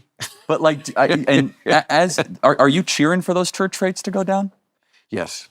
You think it would make the world a better place? I do. Has it made Europe better? The idea that you think we need Christianity as the pillar here to hold up this edifice, that I can't agree with. I think you could agree that there's a Christian inheritance that is unique. And that's Tom Holland's argument, who's an atheist. That's true. And that there's something we've inherited of these. Well, what we do know is that the ideas of the Enlightenment were ideas from people who were Christian. I mean, obviously Rousseau and John Locke and the people here in America. It was very Christian. Gave us Christian. I mean, Christianity to varying degrees. Again, deism. Again, Thomas Jefferson taking Jesus out of his miracles out of the Bible. So but that's the basic tradition. It is a Western tradition that we seem to have to always apologize for. I'm sorry. No, I'm not. No, I'm joking. But if America was 81% Christian or 81% Islamic, what's a better country? Yes. According to the ideals I believe in, if you think faith, and I know you do, is the most important thing, but I happen to think freedom is the most important thing. Personal liberty, again, human rights, rule of law, scientific inquiry, democracy, freedom of speech, all these things which are absent much more in those societies than the society I live in. Totally. All right, Charlie. Okay. Charlie. Bill, thank you. That was a pleasure. Real fun. Thank you. Okay. Tell your friends. Happy Easter, Bill. Happy Easter. He is risen. He is risen indeed. Like you're really Fabio. I heard How are you doing? I thought maybe there was an AI version of you. No, actually, they're already trying to do AI, Fabio, and I'm like, oh my God. Are you serious? I swear. And you know what's crazy? They did like... No, that's not like a hologram. Or is it like similar? AI, like... And it speaks different languages, and I tell you, what's crazy? They did it like in 10 minutes, okay? And I couldn't believe how real it was. I mean, this stuff is scary. Well, where would I see this? Where do they, like on the internet? I'll get you a link. Well, let's not go that far. I'm not saying I want to see it. No, I don't. I mean, that to me is scary. It is scary. And I'm sure they'll do it to me. It's certainly going to be an issue in this presidential campaign. Yeah, and I'm telling you, it's going to be a point, that's why Elon Musk and all the people, they're saying, hey, this thing is scary. This thing, AI can get to a point where it can outsmart the people can take, Of course, that's the fear. Right. That's the main thing. But it will happen. There's no doubt. It will happen. My friend just gave me this movie called Colossus. You can't see it online. You have to buy the actual movie. It's from 1971. Eric Braeden, you know Eric Braeden? Mm-mm. Longtime soap opera actor. He was on the show for like 40 years. German guy. You must have seen Eric. He was in the Rat Patrol. Okay. He's okay. German with a slight accent, but he's the star when he was a leading man. And it's like amazingly prescient because it means 1971. So the computer's as big as this room. Right, You right, know, right. Beeping lights. But the guy invents AI. And it does exactly, they're talking about exactly what we're talking about now. He assures the president of the United States, who they cast somebody who looks just like John F. Kennedy, because it was only 8 years after his assassination. So, you know, Mr. President, the machine will never be able to outspeak. And then Russia comes up with one, just the same thing. And then the two computers get together, and then they blackmail the whole world. And they do exactly what we fear AI will do right away. Take over and be the boss of us. Yeah. And it's crazy. I don't know if you know, but just not too long ago, the Pentagon, they announced that actually the drone, it's controlled by AI. AI will make the decision to kill or not to kill. right. Okay, but if you look back in 2008, where Obama was a president, there was a major big mistake. One of our drone killed a bunch of people. I think it was in Iraq. And and then came out, then it was already controlled by AI. So AI made that decision already in 2008, and the Pentagon just admitted now they're just doing it now. There's like or they would just love to blame it on AI because trust me, we've broken up more than a few weddings. in Afghanistan. I mean, you know, that was not just one time this happened. Now, look, I've always been of the opinion that Americans are very naive about the threats in the world. There are really bad people in the world. Yes. And sometimes you got to break a few eggs to make an omelet. I'm sorry that weddings got killed, people at weddings got killed. It's not right. But 9/11 wasn't right either. And the idea that, you know, there are not people plotting against us and that we have to do something. Iraq was wrong to like go to like invade a whole country with an army. That wasn't the right way to do it, but you got to do something. Drones targeting terrorists is like the least awful option sometimes. And also Iraq was the cushion with Iran. Because if you remember, correct, of course. If you remember, you know, my father used to be a top engineer, and we used to have, you know, Iraqi, and I remember growing up, being 13, 14 years old. Now, you grew up in Italy? Yes, Milan. Where? Milan? Milan. Is that really Italy? Well, put it this way, it's not Sicily, okay? Well, I mean, I know enough about Italy to know that if Americans think the North and the South of America are very different, which they do, and they are. Yes.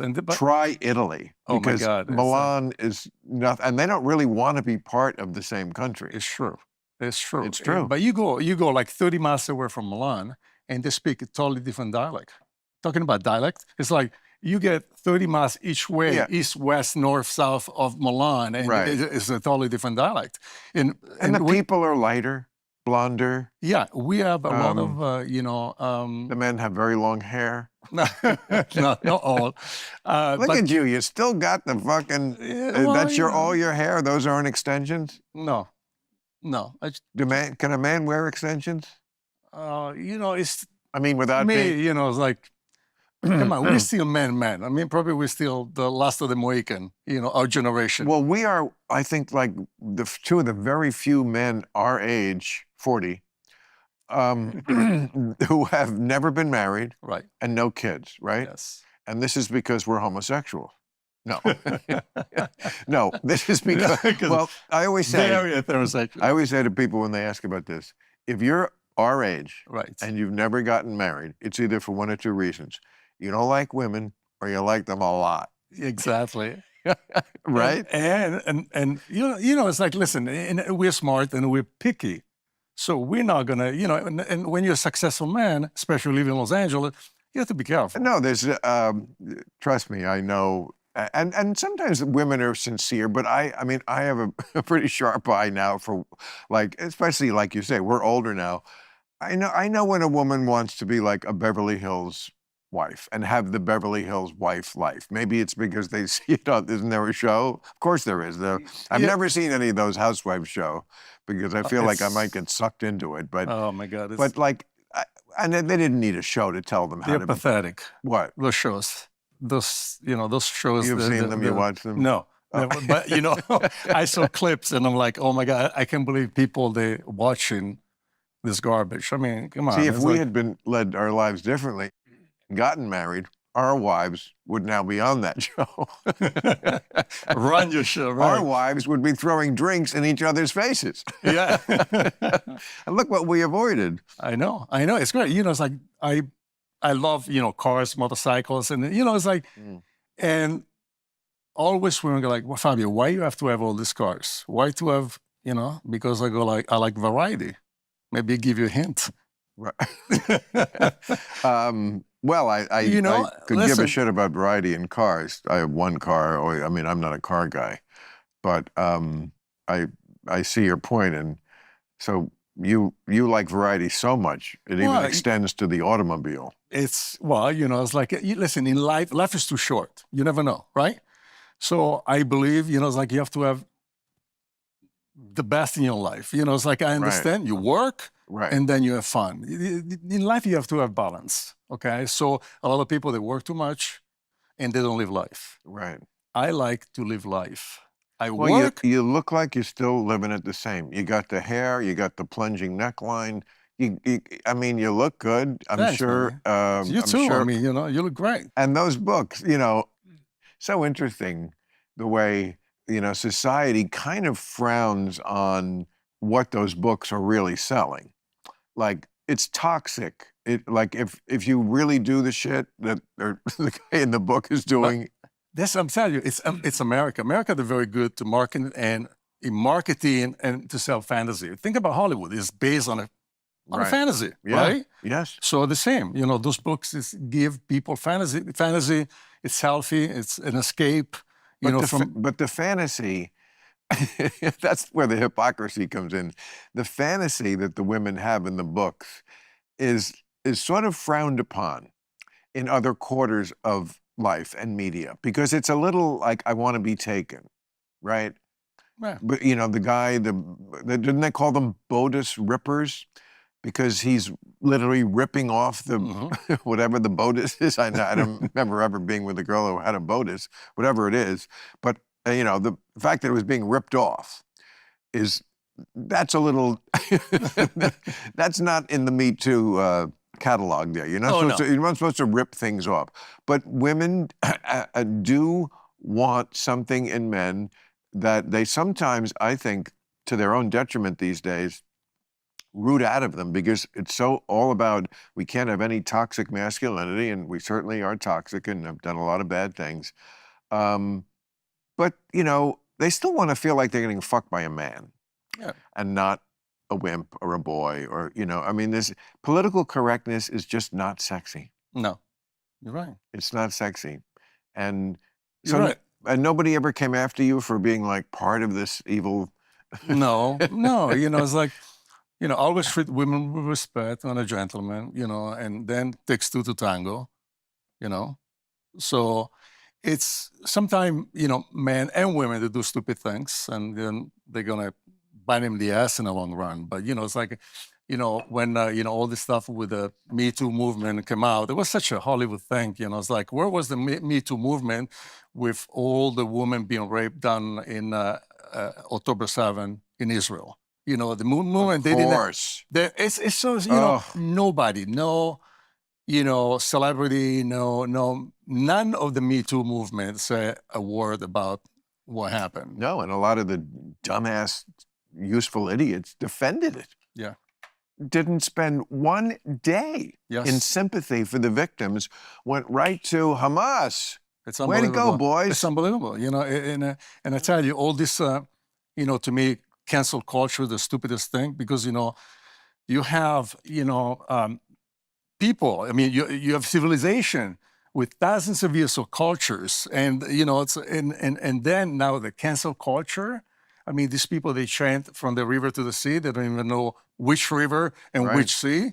I mean, it's like you don't even know where Palestine is. You know, it's unbelievable. Oh, it's, And, you know, my father used to tell me, you know, they're always going to find out a cure for diseases. They will never find a cure for ignorant people. It's, you know, even you go education. Yeah, look at the education people get today in colleges. None. It's crazy. I mean, it makes them stupider. Right. But they certainly don't learn. brainwash. It's They not certainly education. don't. I mean, I was a history major, and if I was king and took over the education system, I would make everybody take a course. I don't know what I would call it, but it would be something like, you are here. You know, on a map, when you're trying to find your way around a park or something, you are here, so you know exactly where you are in the big picture. That's what they don't have. They don't know, like, how old the Earth is. They don't know, like, how many people on Earth. They have no perspective They have of no clue. where did I come from? How old is history? They would be shocked, I think, at all these things. And it's very important to know, because they have no perspective. This is why they're able to have that attitude like, boy, people 500 years ago really should have known better. Columbus was not politically correct, yet nobody was then. And you wouldn't have been either, Right. you asshole, if Yes. you lived then. As if you're Nostradamus. And in 1492, you'd be like, taking slaves is wrong. It wasn't wrong to anybody, including people of color in other parts of the world. And, you know, I was just reading about, was it the Mayans or the Incans? It was in yesterday's New York Times. Chopping the heads off of children as was part of a religious sacrifice. I mean, come on, man. It's crazy. I mean, humans we grow up in stages, just like we do as individuals. Right. But it's part of our, you know, it's like you have to acknowledge our, you know, culture. And also America was such a different country from the rest of the world because it was a melting pot of different cultures, you know? That is the beauty about America. When you grow up in a country like Italy or any place in Europe or around the world, you're pretty much exposed to your culture. And most of the time, they tell you your culture is the best. You invented this, you created this. You know, it's like they pump up. Why did you come to America? I came to America because it was I was very fortunate to travel the world with my parents. My parents loved to travel the world. So since I was like 4 or 5 years old, we went everywhere, all over Africa. Because your father Asia. worked in the Foreign Service or something? No, my father was a top mechanical engineer. Oh. And he was one of the first men to create assembly line. Oh. So it was very, very successful. Like Fiat? Well, you know, the Fiat, they were, you know, Was some that, of Fiat. was that Milan? Yes. No, Fiat is in Torino. Torino, right. Torino. But my father built, some of the top assembly line for Whirlpool, for Boeing. So you saw America when you were a kid with your parents? Yes. And you just liked it and wanted to move here? Let me tell you something. I've been around the world. You know, by the time I was 13, I was already been around in many, many places around the world. And I never felt home in Italy. I was always felt, you know, I feel like a fish out of the water in my country. Yeah.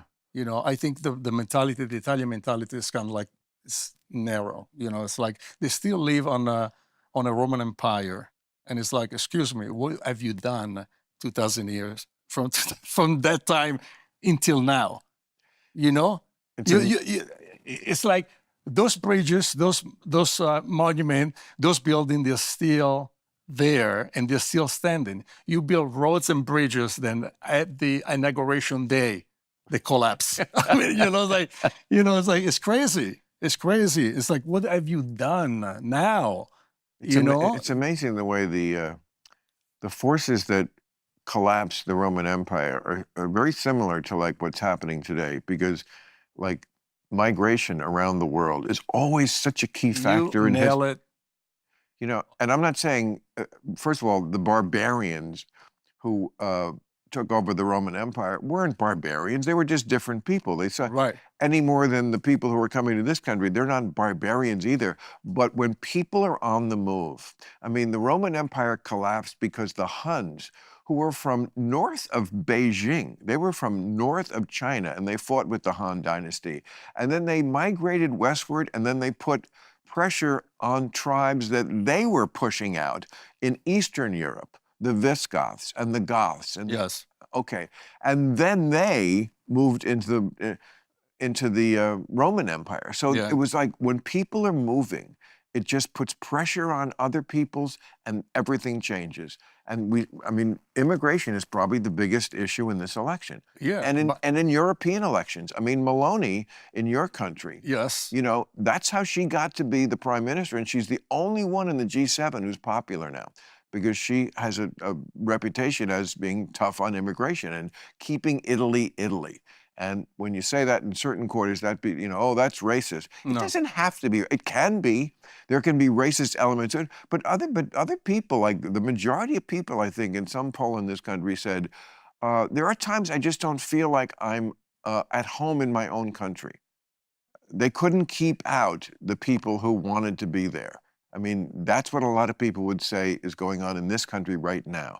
We seem unable to keep out anyone, and because the people coming through the border now are not just from Central America. Everywhere. They're from China, and like lots of people are saying, oh, you can get in through there. And I just feel like this is going to be Biden's undoing. Yeah, and being, you know, America, you know, you have a lot of enemy. So you really want to take care of your border because, Of you know, it's course. like, you know, ISIS and, you know, and they caught 8 ISIS guys last week. yeah, There was exactly. And, you know, it's like, I guarantee you Hamas, they have a lot of cells in the United States and, you know, and as well as Hezbollah. So, you know, it's like you have to, listen, if somebody wants to come in your house, should be come from the front door. Right. Right? Not from breaking the rear window, okay? Because when somebody break your window, it's because it doesn't have good intention. I came here legally. So, you know, many times people, they go like, okay, Fabio, you're an immigrant, you came here, but I came here legally. I went through the system and I became an American citizen. It's almost like you go to the bank, right? And you're waiting for an hour and a half at the bank and you have to go and run your errands and you're waiting and all of a sudden 30 people, they come in and they pass in front of the line. Boy, I bet you there's a lot of chicks who were masturbating to your photos on the cover of those books who are listening to this going, wow, that guy can talk too. Well, you know, yeah, I'm not just a pretty face. No. But when women masturbate, I feel like it's very different than we do. I don't mean we like. We're very visual. Exactly. You're very visual. Women, they're not that visual. Right. You know? Right. That's why even, you know, porn, you know, with men, it's you know, yeah, it's porn. because we're very visual. We see girls, you know, working out at the gym or that. Right. We already, you know. Women's porn is almost a contradiction in terms. You know, it's almost the opposite of what porn is or what classic porn is. Yes. And there's always the exception to the rule. And lesbian porn is just. I mean, how do you know when you're done? You know. There's no finale to this show, you know. Talk about third act problem. So what's your life like every day? I'm very curious. I love life. You get up. I know. I can see that. You get up in the morning. In life, you have to have balance. No, I don't like early morning. I don't either. Oh my God, I hate early morning. What time do you get up normally? About 10 to 11. Me too. I'm telling you, it's like... I'm telling you, we're brothers from another mother. Soon, I mean, when the sun is that high in the morning, I'm just like a vampire, you know, like it's... Right. I don't even know how... Well, there's only so many hours in the day, and I like the night. I mean, one reason I created this atmosphere for this show is because I feel it's the only podcast that has a nighttime feel. Yes. You know, like... You don't see any cameras. It's just you and I sitting in my little den of iniquity, smoking, drinking. You know, I mean, some people are just night people. I've always been a night. My father worked nights, and everything was just always on a late clock. And I'm sorry, but just like a lot more fun things happen at night. At night. When you're adult. Yes. Not when you're 5. I get it. I want more time to be in dirt. But I don't have that issue anymore. I want more time to be in bars. Maybe not bars, but out, restaurants, people, you know. I mean, I tell you, there are some morning people, they can, I mean, they love the morning. Oh, it's great. You know, I always said, you know. I never got morning sex. No, I can't stand morning. I mean. What about morning sex? Morning what? Morning sex, not between us. I mean, just in general. Well, Well, depends. If you have a Yeah, I mean, I've done it, but it's like, first of all, I feel disgusting when I first wake up. I mean, even when I see it in a movie, when people wake up and kiss each other, I'm like, ugh, how can you kiss someone after 8 hours of sleep? I mean, but some people are not bothered by things like that. It bothers me a lot. That, like, I'm fastidious that way. So, like, the idea that you could wake up after all that sleep and then just start, like, kissing, that's gross. And you're kind of, who knows what's in your eyes. it's just it's better at night. Listen, many times in the morning, especially when you're younger, you get up with a boner, and then You you get have up to take with a care boner. of it. Yes, you do. It's always, when up to a certain age. I think that was Bing Crosby's theme song. You get up with a boner. Ba, ba, ba, ba. Yeah, I still get up with a boner sometimes, but I don't have to put it in someone. It's the morning. Can we just have coffee and Yes, the best time is after coffee and some breakfast. It's not going anywhere. Right. But I mean, I've also, I must say, in the last, I would say 5 years especially, really appreciate, since I started doing like a kind of a fast a couple of times a year, and you get used to like not eating for like a stretch of hours. That most of my life I just like went by the normal thing of 3 meals a day, and like, no, I don't have to. 2's fine. And I really like the time of the day before I eat because I just have more energy. Food makes you... Oh, totally. Yeah. It's like, you want a good, normally I always say like a brunch, because by the time I get up, I have, my breakfast, and then some eggs, omelet, and so on. Right. So I do my brunch every time. And then I don't eat until, the evening. But yes, of course, it's like every time you eat, you get more energy. You get less. Huh? You get less. When they eat, I get more. From eating? Yes. Oh, see, there we're opposite. Yeah. No, to me, I'm like a wolf. I eat and I want to sleep at the mouth of the cave. It's like, because the body, most of the body's energy is taken with digestion. When you have to digest something, that's like, I never want to like fuck after. You know what? It's fuck and then eat. It makes so much more sense. It's so funny because in Italy they used to tell me that, you eat and then and I was like, no, I can eat and then go work out, or I can eat and then have big time sex. You are truly Fabio. Yeah, really, you are truly the... I mean, it's a great, to burn calorie. I mean, now you got, you fill up your tank and, you're ready to go. You fill up your tank, but most people get logy after food. Most people get lethargic. Most people get sleepy. Again, because because you're digesting. digesting. Yeah, because most of the blood goes in your stomach. Your body just wants you to, like, sit down and do nothing while it does its job. I mean, using my first meal, it's a kind of a shake, but it's heavy with a lot of stuff in it. And like, I can guarantee a half hour after I drink that, I will not be able to stay awake for just 15 minutes, but like, it will just kill me. My body's just saying, you can't even be conscious now. We are just working on this now. We are working on this thing you just ate, and then we'll wake you up when we're done with that. But we can't do 2 things at once. So if you can do all these things right after you eat, work out, that's not even, you're not even supposed to do that. I've been doing all my life, and it doesn't even bother me. Never told you as a kid you're not supposed to like go back swimming in the ocean? All the time. And I used to be very stubborn. I wanted to prove the point. I used to jump right in the ocean. Really? Oh, I used to drive my parents crazy. And it never killed you? Never. Never? You're still alive. That's awesome. So, not to get too personal, but that's why you're here. Yeah, I mean, and tell you, the world is beautiful because it's colorful, and there is no such a, everything, there is exception to the rules, in everything. Apropos of what are you saying that? Well, there is always exception. I mean, it's to what? What are we talking about? Exception to what? On everything. To what, though? I mean, why are you making this point?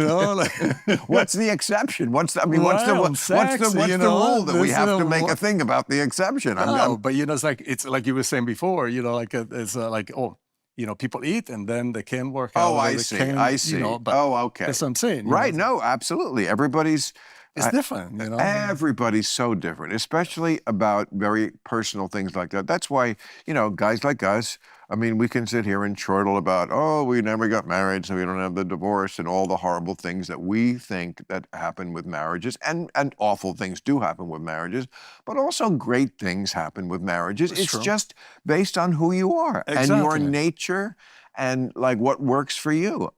People say, why are you anti-marriage? And I always say, I'm just anti-marriage for me. Right. I get it that it works for you. Right. There's some people they're meant to be married, and there's some people they can be alone. There's a Can't lot be. of people they can be alone. J-Lo. That's all. I mean, I'm not picking on her, but that was all in the. I saw Dr. Drew. I texted him yesterday. I was kidding him about it, but he was on TMZ last night, and because he had to be interviewed about J-Lo and Ben breaking up, and like that was his thing. Like some people cannot be alone. Guys too. I've known guys like that. Oh, a lot of guys. Yes, guys who, oh my God, they like were unhappily married for 20 years. I know guys like this. And they would too. always be bitching, and every joke was about how horrible the marriage. Right. Like, Yes. it was like, I was laughing at the jokes, but I would always be thinking, oh, but for you, that joke comes out of real pain. But okay, if we're all laughing at it, I'll laugh at it too. But it made me think, I'm glad I'm not married. Yeah. So they're married for like 20 years, and they just can't get the courage to break off. They want to get out of it, but they've got kids, the roots run deep, all that kind of stuff. Money sometimes but they're miserable every day. And all the jokes are about how they never get laid and they never get blown. And they just are driven to a point where they cannot take it for one more fucking second, and they do it. They get away. And then they fucking marry the first girl who gives them a hand job.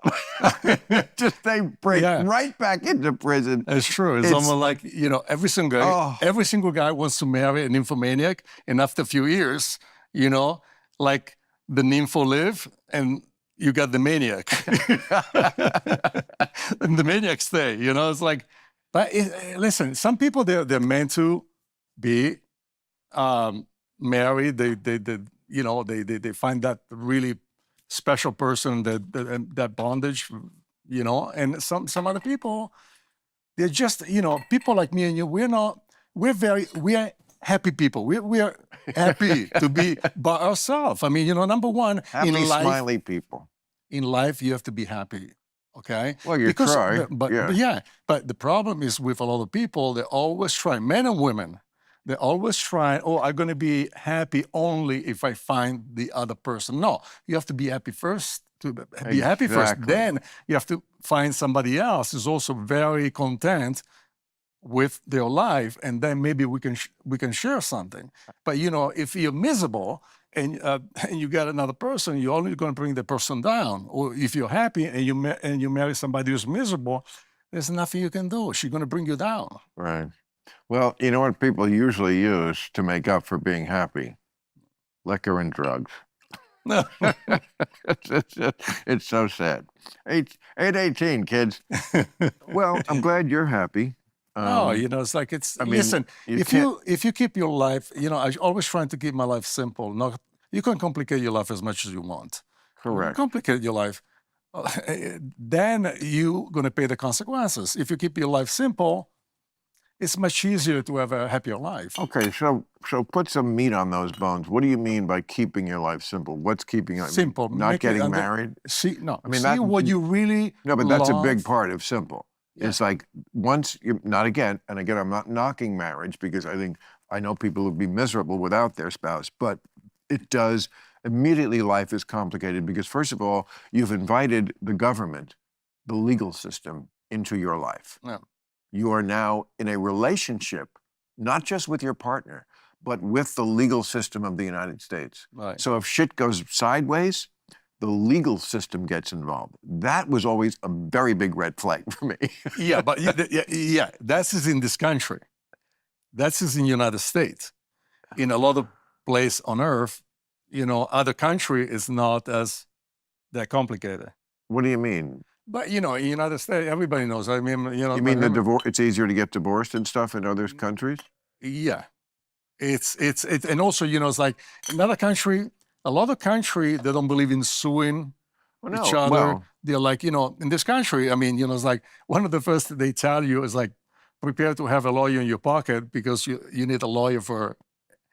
in Islamic countries, I mean, I'm quoting this from fairly recent times. Maybe this has changed, so if it has, don't hate me on that. But certainly in this century, and I think still in many places, all that has to happen is the man has to say, I divorce thee, I divorce thee, I divorce thee 3 times. I'm not kidding about that. Oh no! Yeah, That's, have listen. you heard? That's Yeah, like a yeah, law. Yeah.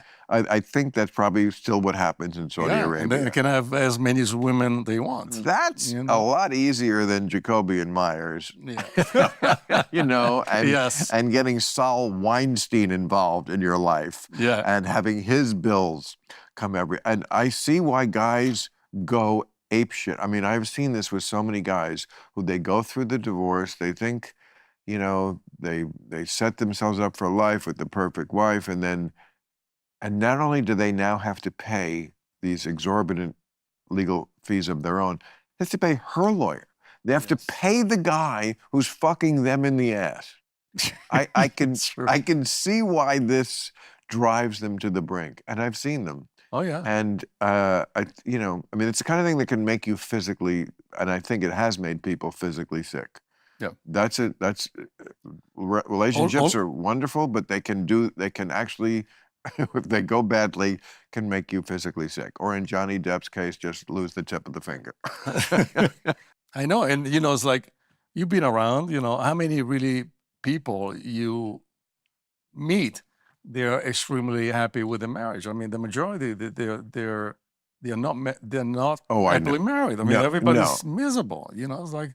No, I know. I do this bit in my act, so I don't want to like pretend that it's not a joke. But I always say when people ask me why I don't get married, I say because when you ask people about a marriage, what comes out of their mouth, the first thing is always some variation of, well, it's tough, it's a lot of work. It's never yippee, and that is another. These are just red flags.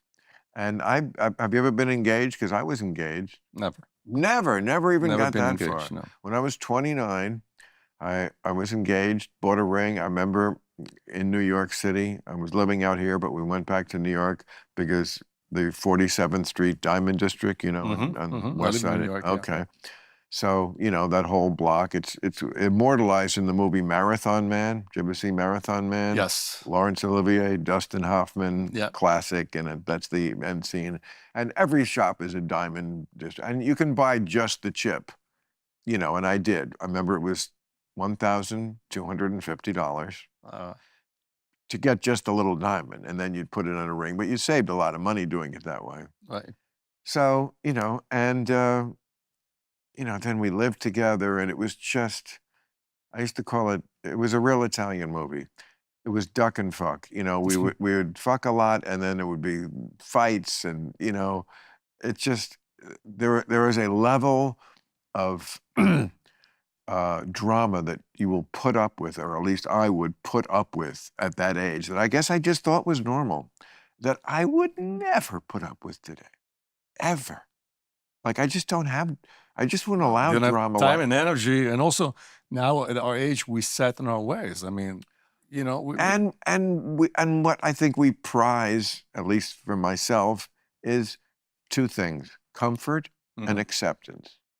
Comfort and acceptance were not number 1 and 2 on the charts when I was 25. Maybe they should have been, but you're different, and you have different goals, and you have different feelings, and you just can put up with more. I mean, a lot of what's great about aging is like weeding out things that you never liked to begin with, and you don't have to put up with anymore. You get wiser. So and more able to just eliminate what you don't want, the clutter in your life, or the things you never wanted to do. Right. Like Christmas. I did Christmas forever, and now I don't. Like, I don't hate it. It's just like, I'm not doing anything for it. I'm not buying you anything. I'm not going anywhere. right. I don't have to get a tree. I do. I mean, it's the same tree every year. It's not real. It's lovely. I love a Christmas tree. I love Christmas. Yeah, Don't make me do anything. and plus, freedom is a beautiful thing, and be able to, sometime I go like, oh, let's make plans. What plans? I don't even know. When I get up, I don't Right. even know what I'm gonna do. Right. I don't even know what I'm gonna do. What I'm gonna tell you, let's do this. I Right. don't even know what I'm gonna do. So when I wake up, I want to do whatever I want to do. That's again exactly how I feel. Like, I want to do what I want to do when I want to do it. Right, and That's a tough thing to do in a relationship. Exactly. I'm of the opinion that the word consider is the most important part of a real relationship, because the word considerate comes from consider. You just have to consider what the other person is doing almost always, especially if you live with them. Right. You don't have to like do something about it all the time, but you just can't like live your life without thinking about what another person is doing at this moment. And that I think most of the stress in my life came from when I was in a relationship, and I had that to. It just doesn't suit me. I'm a lone wolf.